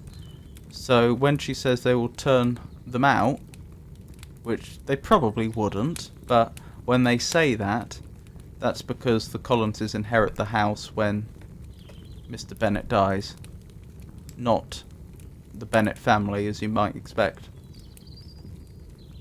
They all exclaimed against such terrific ideas, and Mr. Gardiner, after general assurances of his affection for her and all her family, told her that he meant to be in London the very next day, and would assist Mr. Bennet in every endeavour for recovering Lydia. Do not give way to useless alarm, added he. Though it is right to be prepared for the worst, there is no occasion to look on it as certain. It is not quite a week since they left Brighton, and in a few days more we may gain some news of them. Until we know that they are not married, and have no design of marrying, do not let us give the matter over as lost. As soon as I get to town, I shall go to my brother and make him come home with me to Gracechurch Street, and then we may consult together as to what is to be done. Oh, my dear brother, replied Mrs. Bennet, that is exactly what I could most wish for. And now do, when you get to town, find them out, wherever they may be, and if they are not married already, make them marry. And as for wedding clothes, do not let them wait for that, but tell Lydia she shall have as much money as she chooses to buy them after they are married, and above all, keep Mr. Bennet from fighting. Tell him what a dreadful state I am in, that I am frightened out of my wits, and have such tremblings, such flutterings all over me, such spasms in my side, and pains in my head, and such beatings at heart, that I can get no rest by night nor by day. And tell my dear Lydia not to give any directions about her clothes till she has seen me, for she does not know which are the best warehouses. Oh, brother, how kind you are! I know you will contrive it all. But Mr. Gardiner, though he assured her again of his earnest endeavour in the cause, could not avoid recommending moderation to her, as well as in her hopes as her fear, and after talking with her in this manner till dinner was on the table, they all left her to vent all her feelings on the housekeeper, who attended in the absence of her daughters. Though her brother and sister were persuaded that there was no real occasion for such a seclusion from the family, they did not attempt to oppose it, for they knew that she had not prudence enough to hold her tongue before the servants. While they waited at table and judged it better that one only of the household, and the one whom they could most trust, should comprehend all her fears and solicitude on the subject. In the dining room they were soon joined by Mary and Kitty, who had been too busily engaged in their separate apartments to make their appearance before. One came from her books and the other from her toilet. The faces of both, however, were tolerably calm, and no change was visible in either, except that the loss of her favourite sister, or the anger which she had herself incurred in this business, had given more of fretfulness than usual to the accents of Kitty. As for Mary, she was mistress enough of herself to whisper to Elizabeth, with countenance of grave reflection, soon after they were seated at the table, "This is a most unfortunate affair, and will probably be much talked of, but we must stem the tide of malice and pour into the wounded bosoms of each other the balm of sisterly consolation." Then, perceiving in Elizabeth no inclination of replying, she added, "Unhappy as the event must be for Lydia, we may draw from it this useful lesson, that loss of virtue in a female is irretrievable, that one false step involves her in endless ruin, that her reputation is no less brittle than it is beautiful, and that she cannot be too much guarded in her behaviour towards the undeserving of the other sex." Elizabeth lifted up her eyes in amazement, but was too much oppressed to make any reply. Mary, however, continued to console herself with such kind of moral extractions from the evil before them. In the afternoon, the two elder Miss Bennets were able to be for an hour and a half by themselves, and Elizabeth instantly availed herself of the opportunity of making many enquiries, which Jane was equally eager to satisfy. After joining in general lamentations over the dreadful sequel of this event, which Elizabeth considered as all but certain, and Miss Bennet could not assert to be wholly impossible, the former continued the subject by saying, "But tell me all and everything about it which I have not already heard. Give me further particulars. What did Colonel Forster say? Had they no apprehensions of anything before the elopement took place? They must have seen them together forever." Colonel Forster did not own that he had often suspected some partiality. Colonel Forster did own that he had often suspected some partiality, especially on Lydia's side, but nothing to give him any alarm. "I'm so grieved for him. His behaviour was attentive and kind to the utmost. He was coming to us in order to assure us of his concern, before he had any idea of their not being gone to Scotland. When that apprehension first got abroad, it hastened his journey."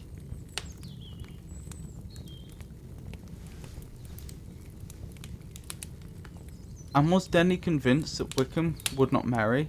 Did he know of their intending to go off? Had Colonel Forster seen Denny himself? Denny, I believe, must be one of the officer friends of Wickham. Yes, but when questioned by him, Denny denied knowing anything of their plans, and would not give his real opinion about it. He did not repeat his persuasion of their not marrying, and from that I am inclined to hope he might have been misunderstood before. Until Colonel Forster came himself, not one of you entertained a doubt, I suppose, of their being really married. How was it possible that such an idea should enter our brains? I felt a little uneasy, a little fearful of my sister's happiness with him in marriage, because I knew that his conduct had not always been quite right. My father and mother knew nothing of that. They only felt how imprudent a match it must be. Kitty then owned, with her very natural triumph, of knowing more than the rest of us, and that in Lydia's last letter she had prepared her for such a step. She had known, it seems, of their being in love with each other many weeks, but not before they went to Brighton. No, I believe not. And did Colonel Forster appear to think well of Wickham himself? Does he know his real character? I must confess that he did not speak so well of Wickham as he formerly did. He believed him to be imprudent and extravagant, and since this sad affair has taken place, it is said that he left Meryton greatly in debt, but I hope this may be false. Oh, Jane, had we been less secret, had we told what we knew of him, this could not have happened. Perhaps it would have been better, replied her sister, but to expose the former faults of any person without knowing what their present feelings were seemed unjustifiable. We acted with the best intentions.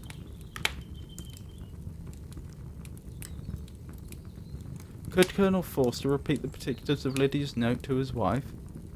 So it was a note, she laughed. He brought it with him for us to see. Jane then took it from her pocket-book and gave it to Jane. These were the contents. My dear Harriet, you will laugh when you know where I am gone, and cannot help laughing myself at your surprise tomorrow morning, as soon as I am missed. I am going to Gretna Green, and if you cannot guess with who, I shall think you a simpleton. There is but one man in the world I love, and he is an angel. I should never be happy without him, so think it no harm to be off. You need not send them word at Longbourn of my going, if you do not like it, for it will make the surprise the greater when I write to them and sign my name Lydia Wickham. What a good joke it will be. I can hardly write for laughing. Pray make my excuses to Pratt for not keeping my engagement and dancing with him tonight. Tell him I hope he will excuse me when he knows all, and tell him I will dance with him at the next ball we meet, with great pleasure. I shall send for my clothes when I get to Longbourn, but I wish you would tell Sally to mend a great slit in my worked muslin gown before they are packed up. Goodbye. Give my love to Colonel Forster. I hope you will drink to our good journey. Your affectionate friend, Lydia Bennet. Oh, thoughtless, thoughtless Lydia, cried Elizabeth when she had finished it. What a letter is this, to be written at such a moment, but at least it shows that she was serious on the subject of their journey. Whatever he might afterwards persuade her to, it was not on her side a scheme of infamy. My poor father, how he must have felt it.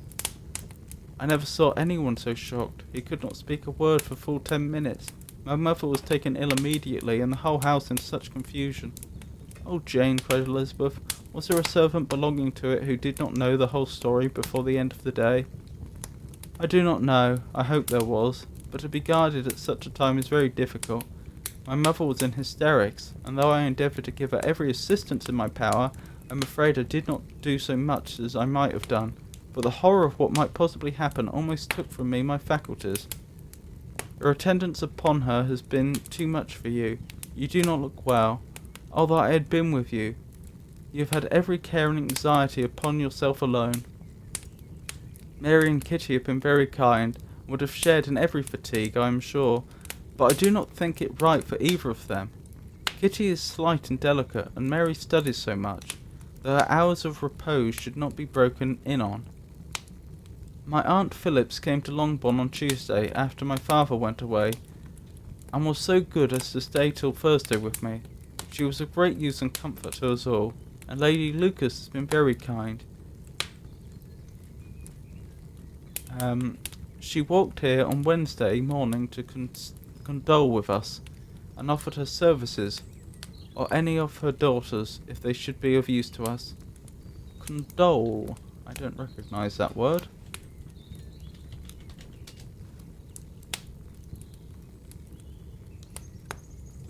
To express sympathetic sorrow, to lament in sympathy with someone on something.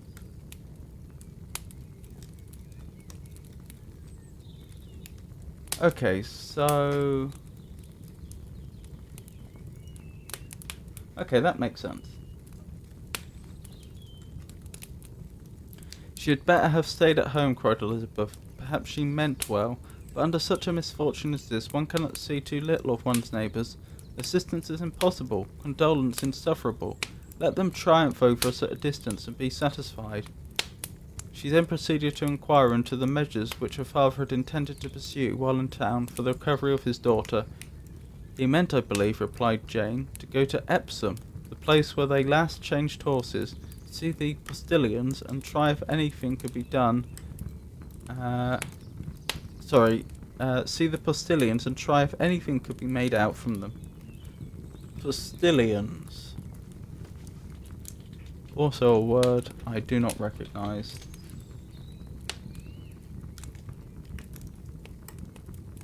A rider mounted on the left leading horse who guides the team pulling a carriage, or a post boy, a messenger boy, a swift letter carrier.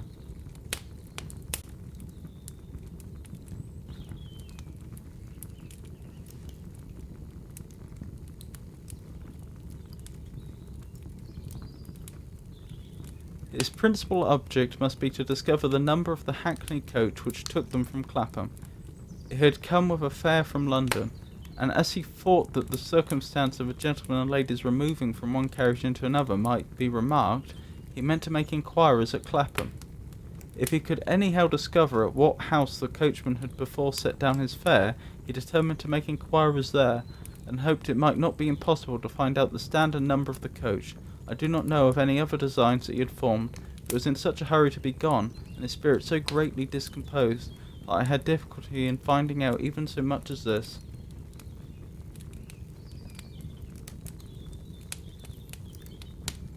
Thus concludes chapter 47. Chapter 48.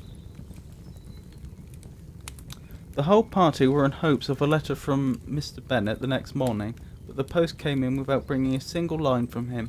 His family knew him to be, on all common occasions, a most negligent and dilatory correspondent, but at such a time they had hoped for exertion.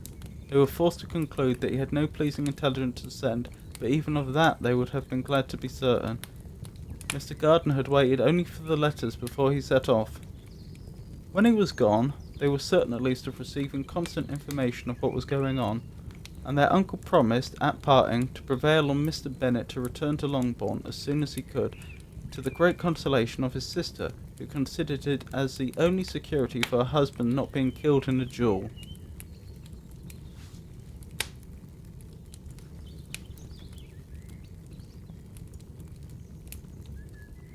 I don't know the exact date when this, or the exactly what year this is supposed to take place.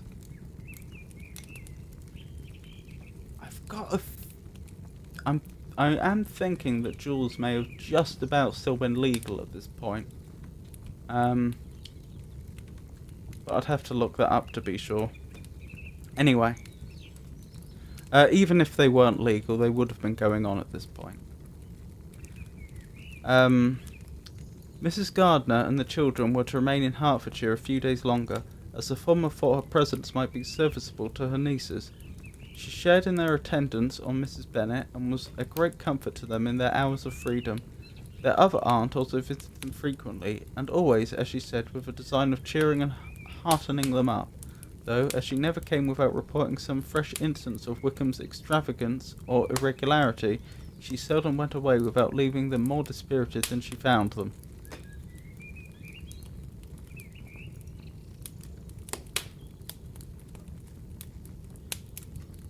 I'm trying to remember who that other aunt is.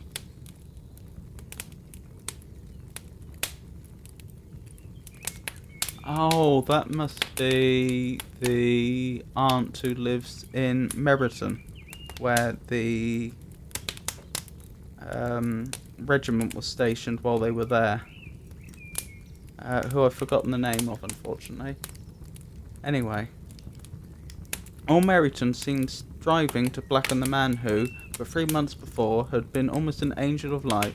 He was glad to be in debt to every tradesman in the place, and his intrigues, all honoured with the title of seduction, had been extended into every tradesman's family.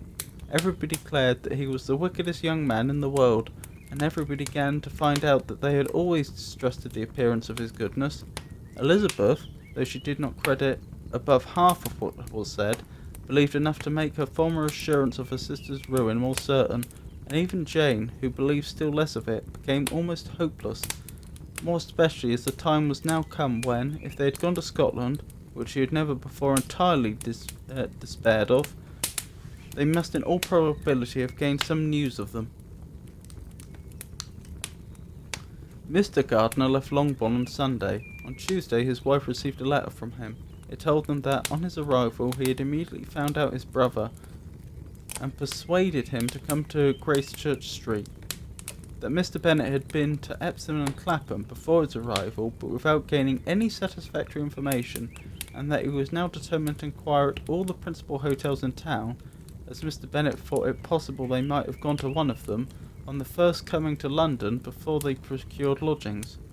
Mr. Gardiner himself did not expect any success from this measure, but as his brother was eager in it, he meant to assist him in pursuing it. He added that Mr. Bennet seemed wholly disinclined at present to leave London, and promised to write again very soon. There was also a postscript to this effect.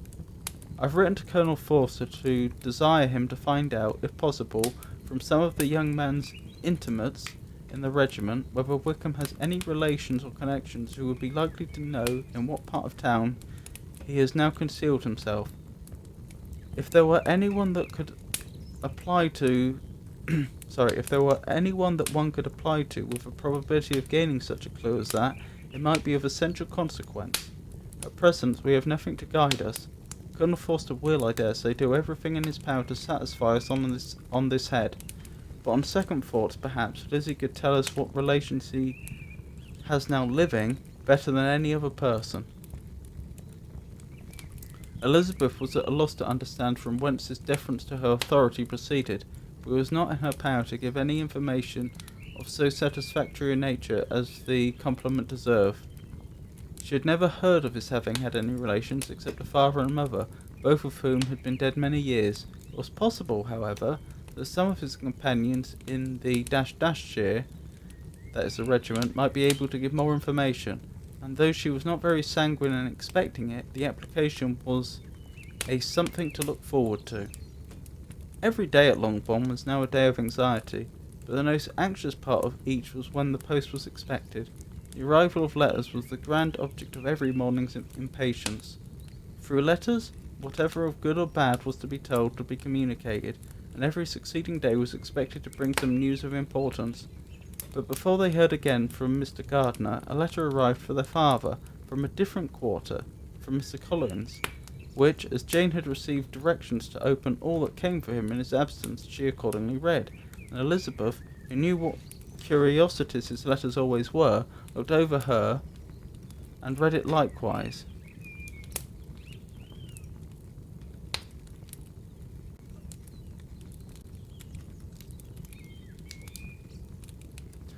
It was as follows. My dear sir, I feel myself called upon, by a relationship and my situation in life, to condole with you on the grievous affliction you are now suffering under, of which we were yesterday informed by a letter from Hertfordshire. Be assured, my dear sir, that Mrs. Collins and myself sincerely sympathise with you and all your respectable family in your present distress, which must be of the bitterest kind, because proceedings from a cause which no time can remove. No argument shall be wanting on my part that can alleviate so severe a misfortune, or that may comfort you under a circumstance that must be, of all others, the most afflicting to a parent's mind. The death of your daughter would have been a blessing in comparison of this, and it is the more to be lamented, because there is reason to suppose, as my dear Charlotte informs me, that this licentiousness of behaviour in your daughter has proceeded from a faulty degree of indulgence, though at the same time, for the consolation of yourself and Mrs. Bennet, I am inclined to think that her own disposition must be naturally bad, or she could not be guilty of such an enormity at so early an age. Howsoever that may be, you are grievously to be pitied, in which opinion I am not only joined by Mrs. Collins, but likewise by Lady Catherine and her daughter, to whom I have related the affair. They agree with me in apprehending that this false step in one daughter will be injurious to the fortunes of all the others, for who, as Lady Catherine herself condescendingly says, will connect themselves with such a family? And this consideration leads me moreover to reflect, with augmented satisfaction, on a certain event of last November, for had it been otherwise, I must have been involved in all your sorrow and disgrace. Let me then advise you, dear sir, to console yourself as much as possible, to throw off your unworthy child from your affection forever, and leave her to reap the fruits of her own heinous offence. I am, dear sir, etc., etc. Mr. Gardiner did not write again till he had received an answer from Colonel Forster, and then he had nothing of a pleasant nature to send. It was not known that Wickham had a single relationship with whom he kept up any connection. and it was certain that he had no near one living. His former acquaintances had been numerous, but since he had been in the militia, it did not appear that he was on terms of particular friendship with any of them. There was no one, therefore, who could be pointed out as likely to give any news of him, and in the wretched state of his own finances, there was a very powerful motive for secrecy, in addition to his fear of discovery by Liddy's relations, for it had just transpired that he had left gaming debts behind him to a very considerable amount. Colonel Forster believed that more than £1,000 would be necessary to clear his expenses at Brighton. He owed a good deal in town, but his debts of honour were still more formidable. Mr. Gardiner did not attempt to conceal these particulars from the Longbourn family. Jane heard them with horror. "A gamester?" she cried. "This is wholly unexpected. I had not an idea of it."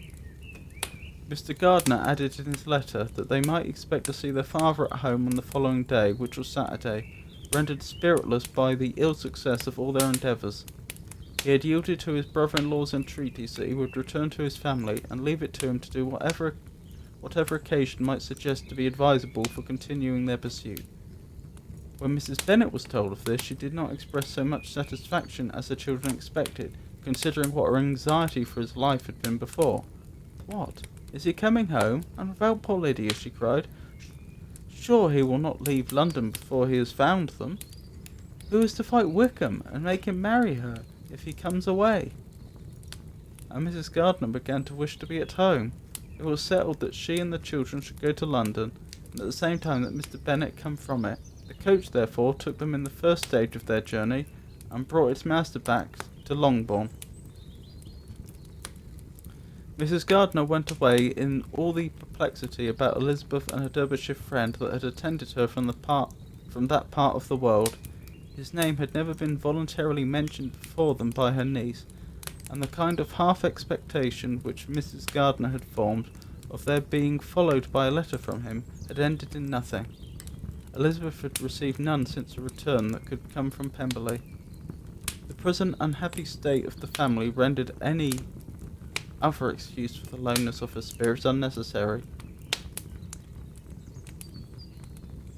Nothing, therefore, could be fairly conjectured from that, though Elizabeth, who was by this time tolerably well acquainted with her own feelings, was perfectly aware that, had she known nothing of Darcy, she could have borne the dread of Lydia's infamy somewhat better.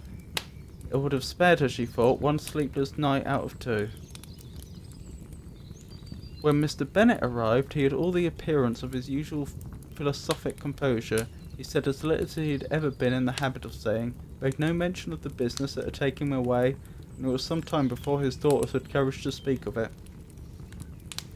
It was not till the afternoon, when he had joined them at tea, that Elizabeth ventured to introduce the subject, and then, on her briefly expressing her sorrow for what he must have endured, he replied, "Say nothing of that.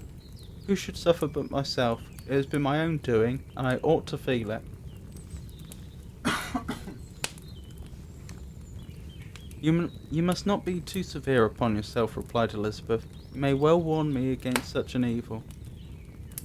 Human nature is so prone to fall into it. No, Lizzie, let me once in my life feel how much I have been to blame. I am not afraid of being overpowered by the impression. It will pass away soon enough." "Do you suppose them to be in London?" "Yes. Where else can they be so well concealed?" "And Lydia used to want to go to London," added Kitty. "She is happy then," said her father dryly, "and her residence there will probably be of some duration." Then, after a short silence, he continued, "Lizzie, I bear you no ill will for being justified in your advice to me last May, which, considering the event, shows some greatness of mind." They were interrupted by Miss Bennet, who came to fetch her mother's tea. "This is a parade," he cried, "which does one good. It gives such an elegance to misfortune. Another day I will do the same. I will sit in my library, in my nightcap and powdering gown, and give as much trouble as I can, or perhaps I may defer it till Kitty runs away." "I'm not going to run away, Papa," said Kitty fretfully. "If I should ever go to Brighton, I would behave better than Lydia." "You go to Brighton? I would not trust you so near to it as Eastbourne for £50. No, Kitty, I've at last learned to be cautious, and you will feel the effects of it. No officer is ever to enter into my house again, nor ever to pass through the village. Balls will be absolutely prohibited, unless you stand up with one of your sisters, and you are never to stir out of doors till you can prove that you have spent 10 minutes of every day in a rational manner. Kitty, who took all these threats in a serious light, began to cry. Well, well, said he, do not make yourself unhappy. If you are a good girl for the next 10 years, I will take you to a review at the end of them.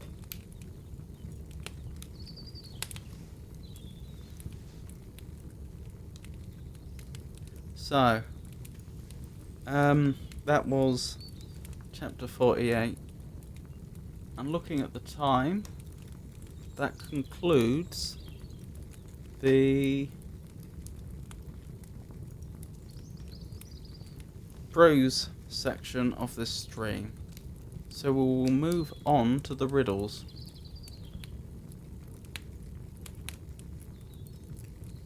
So I believe the last riddle that we looked at last week was 78. Though now I step in princely habit forth, to poverty and rags I owe my birth. Of innocence the emblem I remained, till man's vile art my native beauty stained.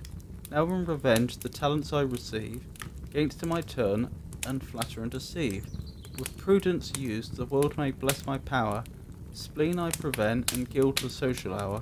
For when my votaries, without this care, with me engaged retire, ye gentle fair, mild joys give place to rage and fell despair. I shall neither smell nor taste nor hear nor see, of neither sex, yet either seem to be, and men and maids profess their love for me. Nay, widows too a fond attachment own, hoping sweet solace for dear husband gone.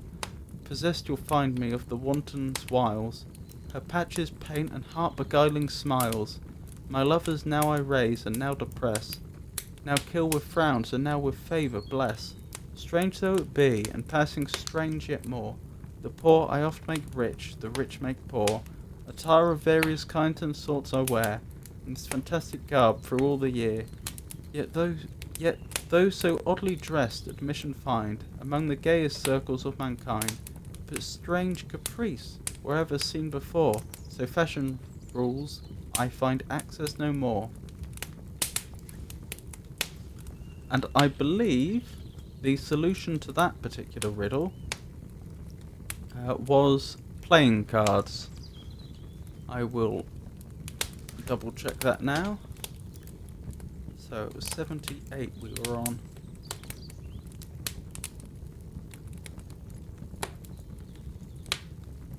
A pack of cards. Indeed.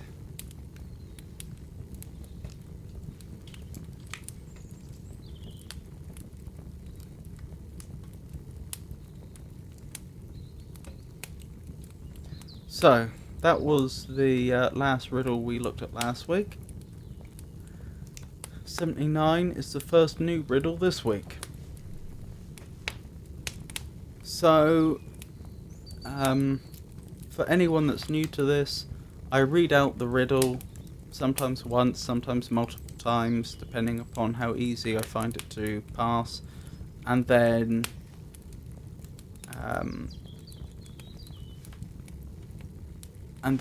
you're welcome to guess or discuss if you have an idea about what it may be, or if you just want to discuss the contents of it. Leave a comment in chat and we shall look at it. As for myself, obviously I'll be looking at chat and responding, but besides that I will be thinking about it and trying to solve it. If I haven't figured it out after, or if I don't have a proposed solution after about 10 minutes or so, then I will usually just look up the solution. So, 79.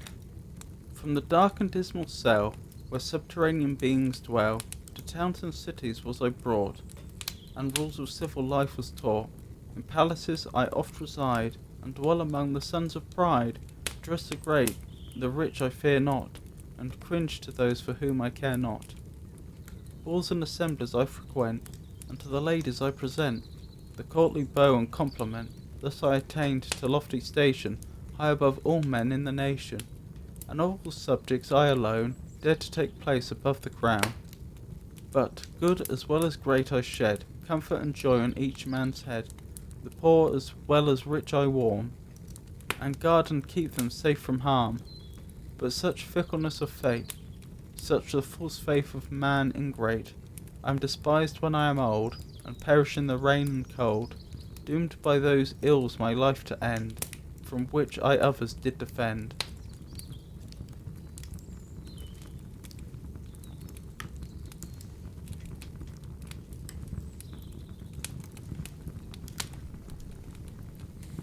So, from the dark and dismal cell where subterranean beings dwell, to towns and cities was I brought, and rules of civil life was taught. In palaces I oft reside, and dwell among the sons of pride. Dress the great, the rich I fear not, and cringe to those for whom I care not.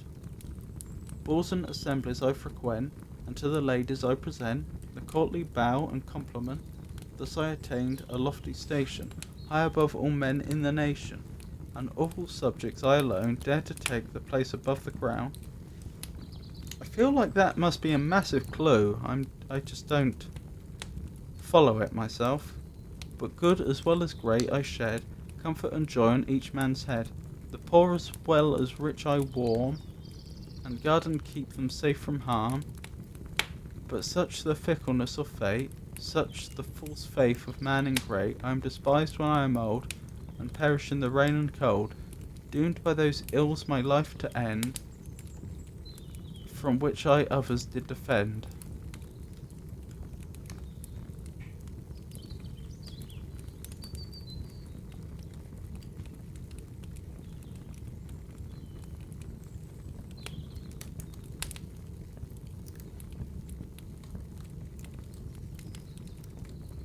The lines, and to the ladies I present the courtly bow and compliment, is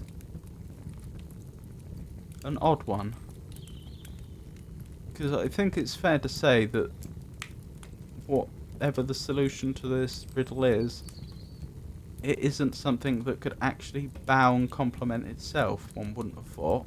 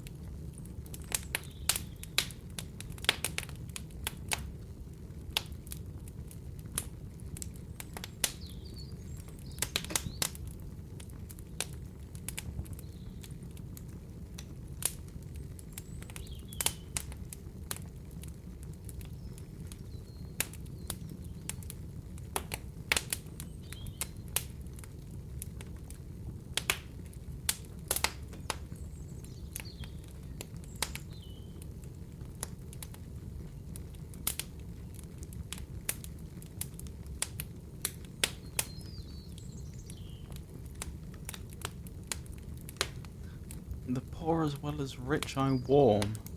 That almost makes one wonder if the solution could be coal, but a lot of the rest of the riddle doesn't make sense then. And guard and keep them safe from harm.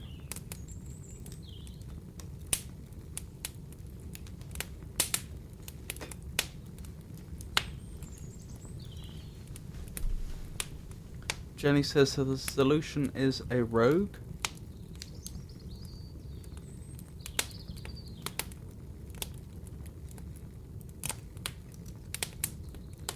I doubt it's a rogue, because why would you take a rogue from a cell underground and teach them to be civil and among the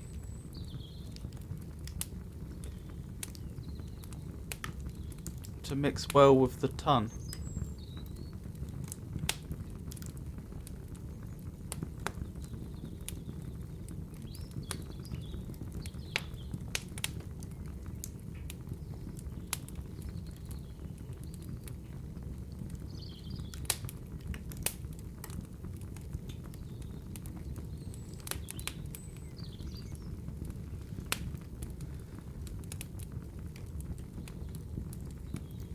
and he says that they deserve a lesson to be taught to be civilized, or because they deserve a lesson to be taught to be civilized.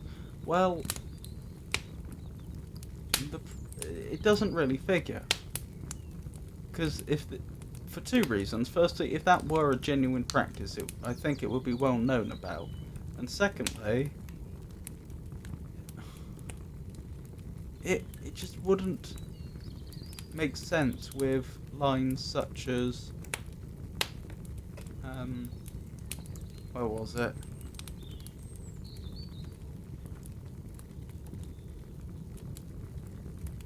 And of all subjects, I alone dare to take place above the crown.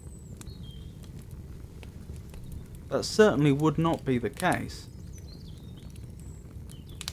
See, another possibility could be something like a gem or jewel. Because you could imagine, a diamond, for example, being at the top of the crown, and there you could argue that's above the crown.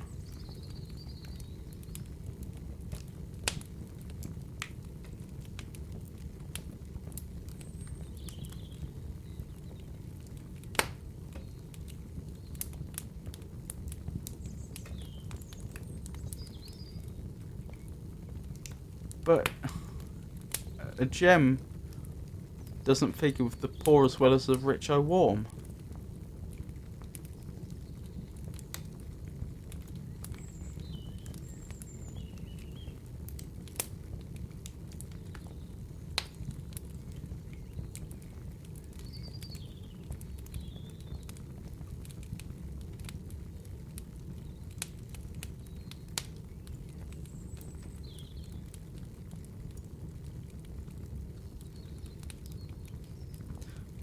Fire, perhaps?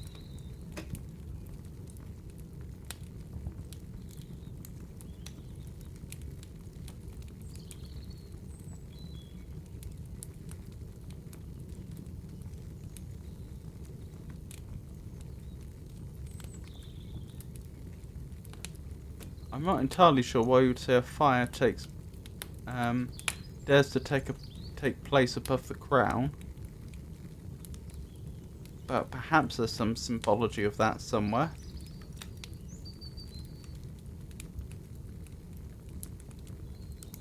And guard and keep them safe from harm. I mean, you could use fire defensively, but I don't think that would be conventional. Perish in the rain and cold. I think it must be fire. Because fires go out when they get cold. And obviously, rain in theory could also put a fire out. Doomed by those ills my life to end, from what I others did defend.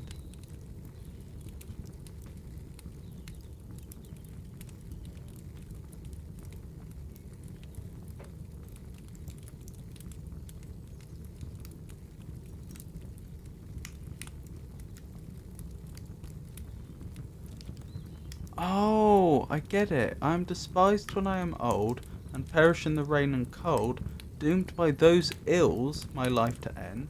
So doomed by rain and cold my life to end, from which I others did defend. So they defended others from the rain and cold. I therefore think that this must be referring to fire, and the first lines about from the dark and dismal cell where subterranean beings dwell to towns and cities was I brought is just a reference to mining out coal and bringing it to towns and cities.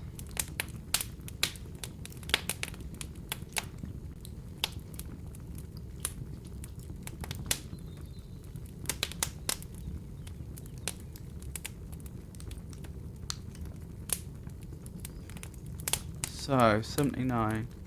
A hat. It's a hat, is it?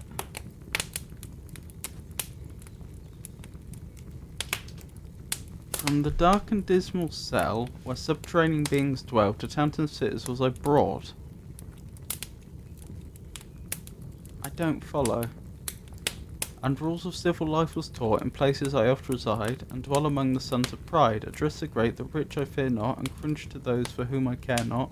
Balls and assemblies I frequent, and to the ladies I present the courtly bow and compliment. Thus I attain to lofty station, high above all men in the nation, and of all subjects I alone dare to take place above the crown.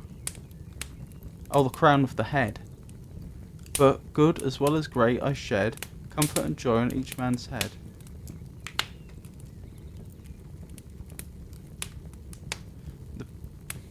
But good as well as great I shed, comfort and joy in each man's head. The poor as well as the rich I warm, and guard and keep them safe from harm. But such fickleness of fate, such a false faith of man ingrate, I am despised when I am old, and perish in the rain and cold, doomed by those ills my life to end, from which I others did defend. Okay, it kind of makes sense. Interesting that suggests that with an old hat they would literally just throw it out on some sort of rubbish heap or something to decompose. I guess that kind of makes sense. What else are you going to do with it? Because the fabric would be badly worn. But I do not understand the first few lines about from the dark and dismal cell where subterranean beings dwell to towns and cities was I brought. As far as I'm aware, that doesn't figure with the history of hats in any way. I don't think it's the case that miners had the earliest hats or anything like that. And nor does it figure with the construction of a hat. I mean, there's many things you could make a hat out of, but the most obvious would be some form of fabric, and they would be made from various fibres. Animal or vegetable fibres. I mean, that doesn't come from a subterranean cell. So I do not understand the first few lines, unfortunately. Oh well, moving on. Moving on to 80.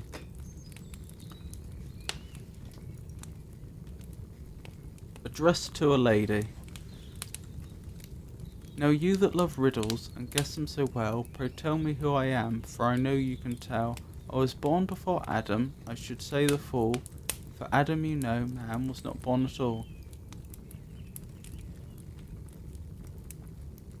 And can tell if the fruit was an apple or pear, for unless 'twere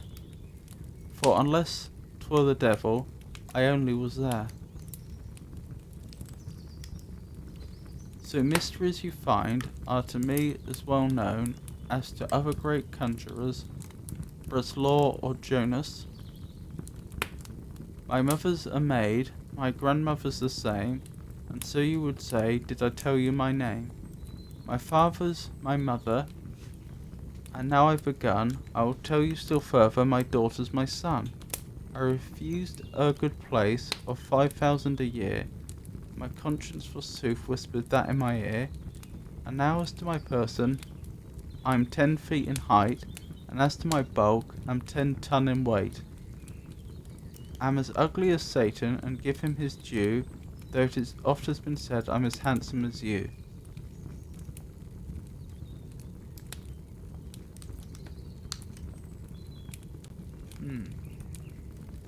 Charming. I'm guessing it's an apple tree. Although I'm not sure what they're getting at with the am as ugly as Satan. First of all, if you really follow the... my understanding is, this may be incorrect, that angels are supposed to be beautiful creatures, and as Satan was an angel, in the Old Testament, he is an angel, who later fell. I don't know if the falling of Satan is actually in the Bible or not, come to think of it. But certainly his role seems to have changed significantly between the Old and New Testaments. He was an angel. I believe Satan is canonically supposed to be beautiful. But even if you don't...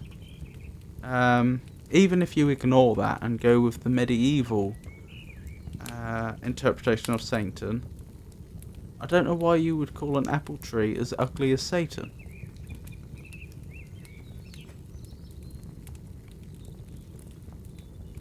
Jenny says, why is it an apple tree? Well, first of all, or a pear tree, because it talks about the fact that it's older than Adam, so it has to have been one of the things that God created before Adam. It also says that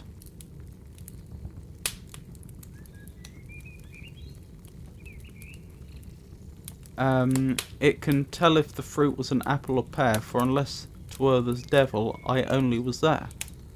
So clearly this creature was there when Adam took the...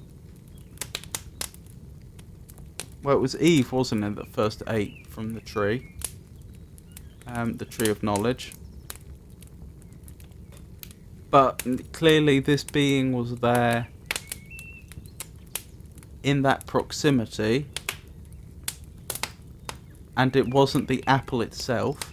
And it wasn't the devil. Him, herself.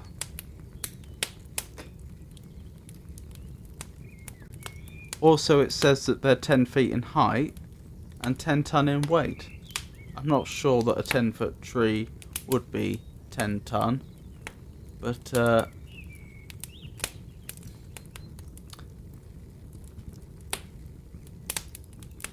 that aside, it seems the only logical conclusion to me.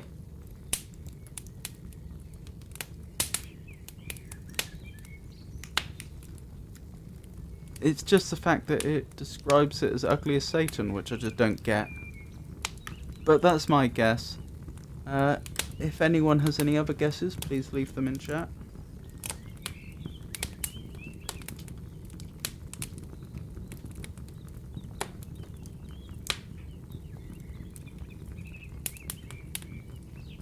Nobody. Oh, why? Why? That's the second riddle that's got me like that. Now you that love riddles and guess them so well, tell who I am, for I know you can tell. I was born before Adam, I should say the fool, for Adam you know, man was not born at all, and can tell if the fruit was an apple or pear, for unless 'twere the devil, I only was there. So mysteries you find are to me as well known as to the other great conjurers, Breslaw or Jonas. My mother's a maid, my grandmother's the same. See, this was the other thing that made me think it might be the apple tree, because although trees have male and female parts to reproduce, I could thoroughly believe that they may have been considered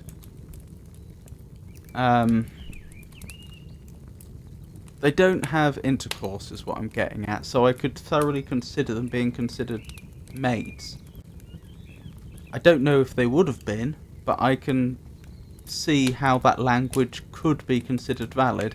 That, and when they talk about my father's my mother and so on, again, because they would probably have perceived them as being genderless, I would assume.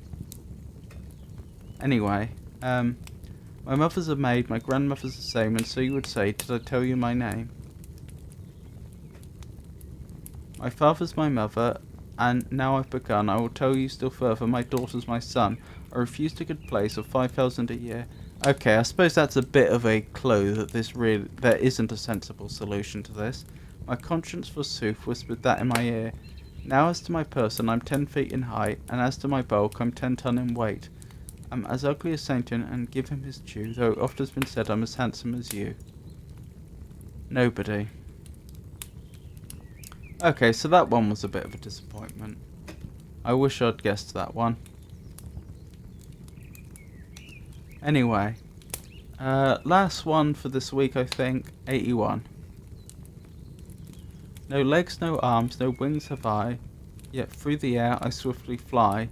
I cannot boast a graceful form, and dress less elegant than warm. I own the soft poetic line, and sweet love tales are often mine.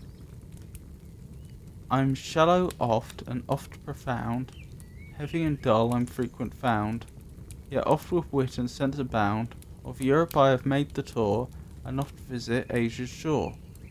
I in America have been, and Africa my form has seen. The prince, the peddler, mistress, maid, derive advantage from my aid. Formed ages since, yet made today, I'm hourly subject to decay. When winds blow hard and showers fall, exposed I patiently bear all. Yet are my sufferings hence so great, they always expedite my fate.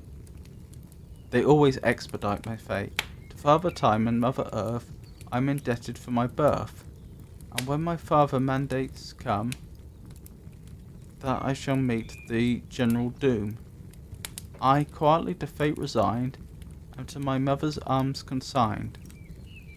And from our union often springs what wealth and fame to Albion brings.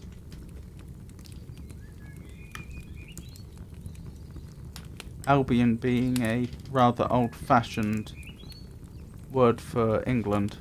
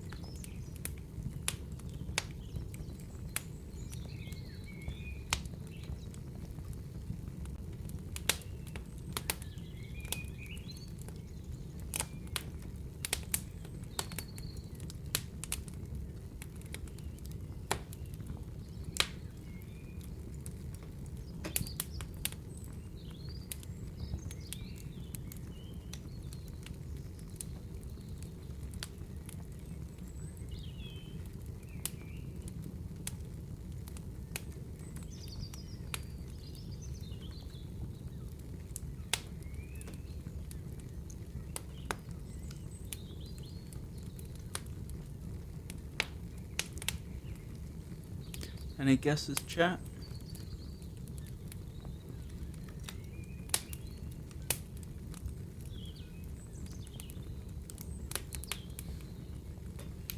I'm tending towards something geological, because I'm trying to think what the union of time and Mother Earth would produce. Though I do wonder if I'm being too literal.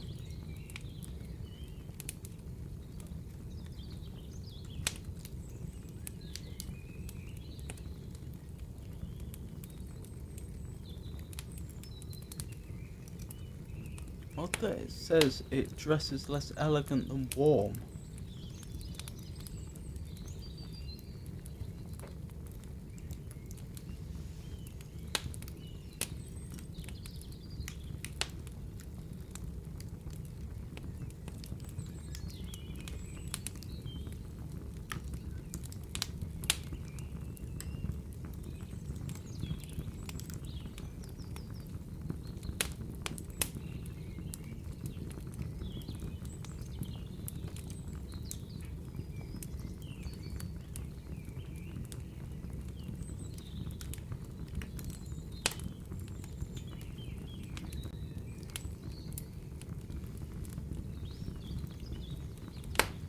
What would England have been famous for?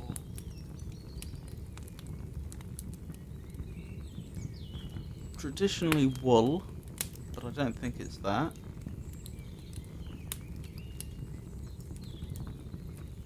Later on coal and steel, but I doubt it's either of those. Oak.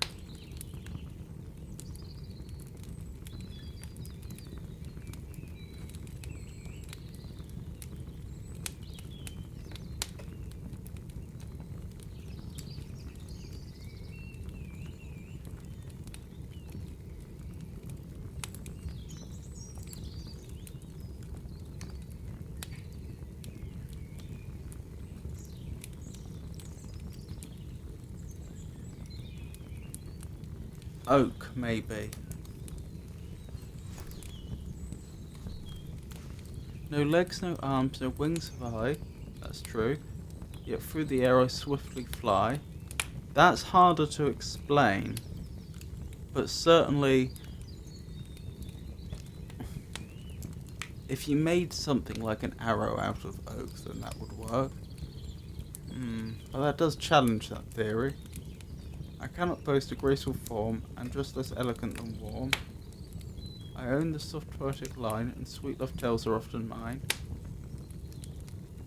I'm shallow, oft profound, heavy and dull, I'm frequent found, yet oft with wit and sense abound. Of Europe I have made the tour, and often visit Asia's shore.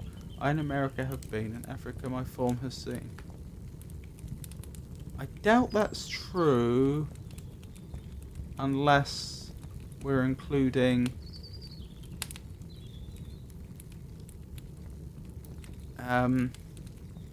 imported plants. The prince, the peddler, mistress, maid derive advantage from my aid. That doesn't figure, does it?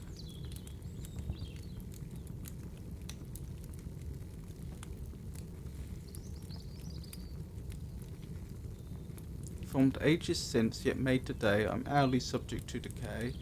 That kind of makes sense.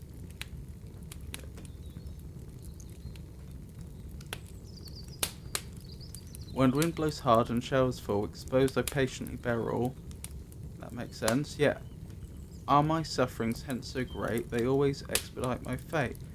To Father Time and Mother Earth I'm indebted for my birth, and when my father mandates come, so time, that I shall meet the general doom, I quietly to fate resigned, am to my mother's arms consigned, and from my union often springs what wealth and fame to Albion brings. Yeah, that doesn't fully figure, does it? Again, the second part, the latter part of the riddle sounds almost like it's describing something geological.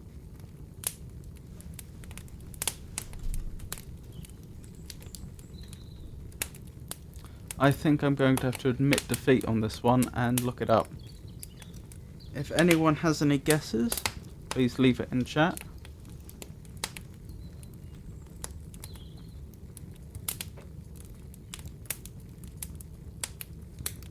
A trunk. As in a tree trunk, presumably?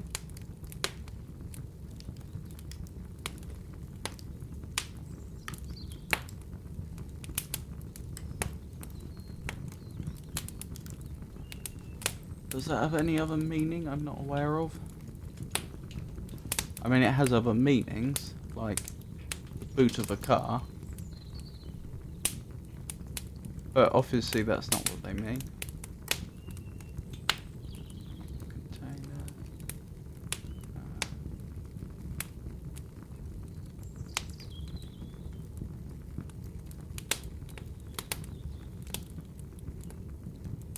Don't look like it.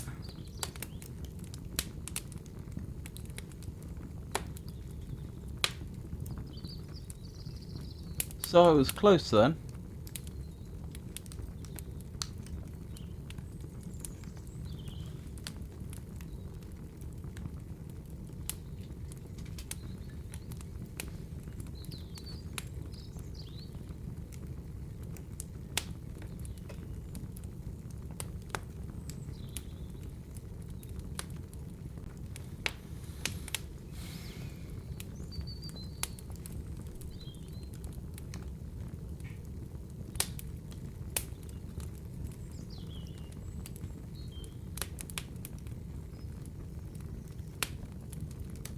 So, that concludes the poetry, prose, and riddles for this week. I hope you enjoyed it. I'll be streaming again on Friday, which is probably going to be Torrance Passage. Then on Saturday, I will also, I should also be streaming, which will probably be a continuation of Friday's stream. Monday, the same. And back round to Wednesday, it'll be poetry, prose, and riddles. I don't know how long it's going to take me to finish Torrance Passage. If I end up completing that particularly rapidly, then I may have to come up with another game to play before next Monday's poetry, prose, and riddles stream. We will see.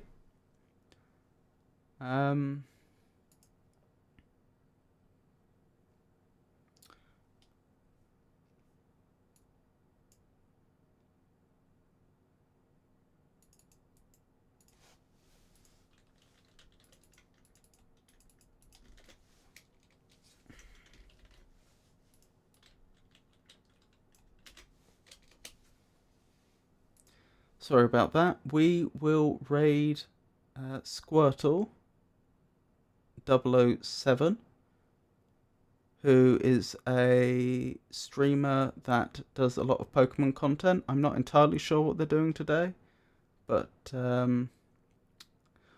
they seem like a nice person, so we'll raid them.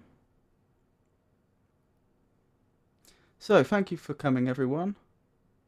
I hope you enjoyed it, and I hope you have a lovely rest of your day.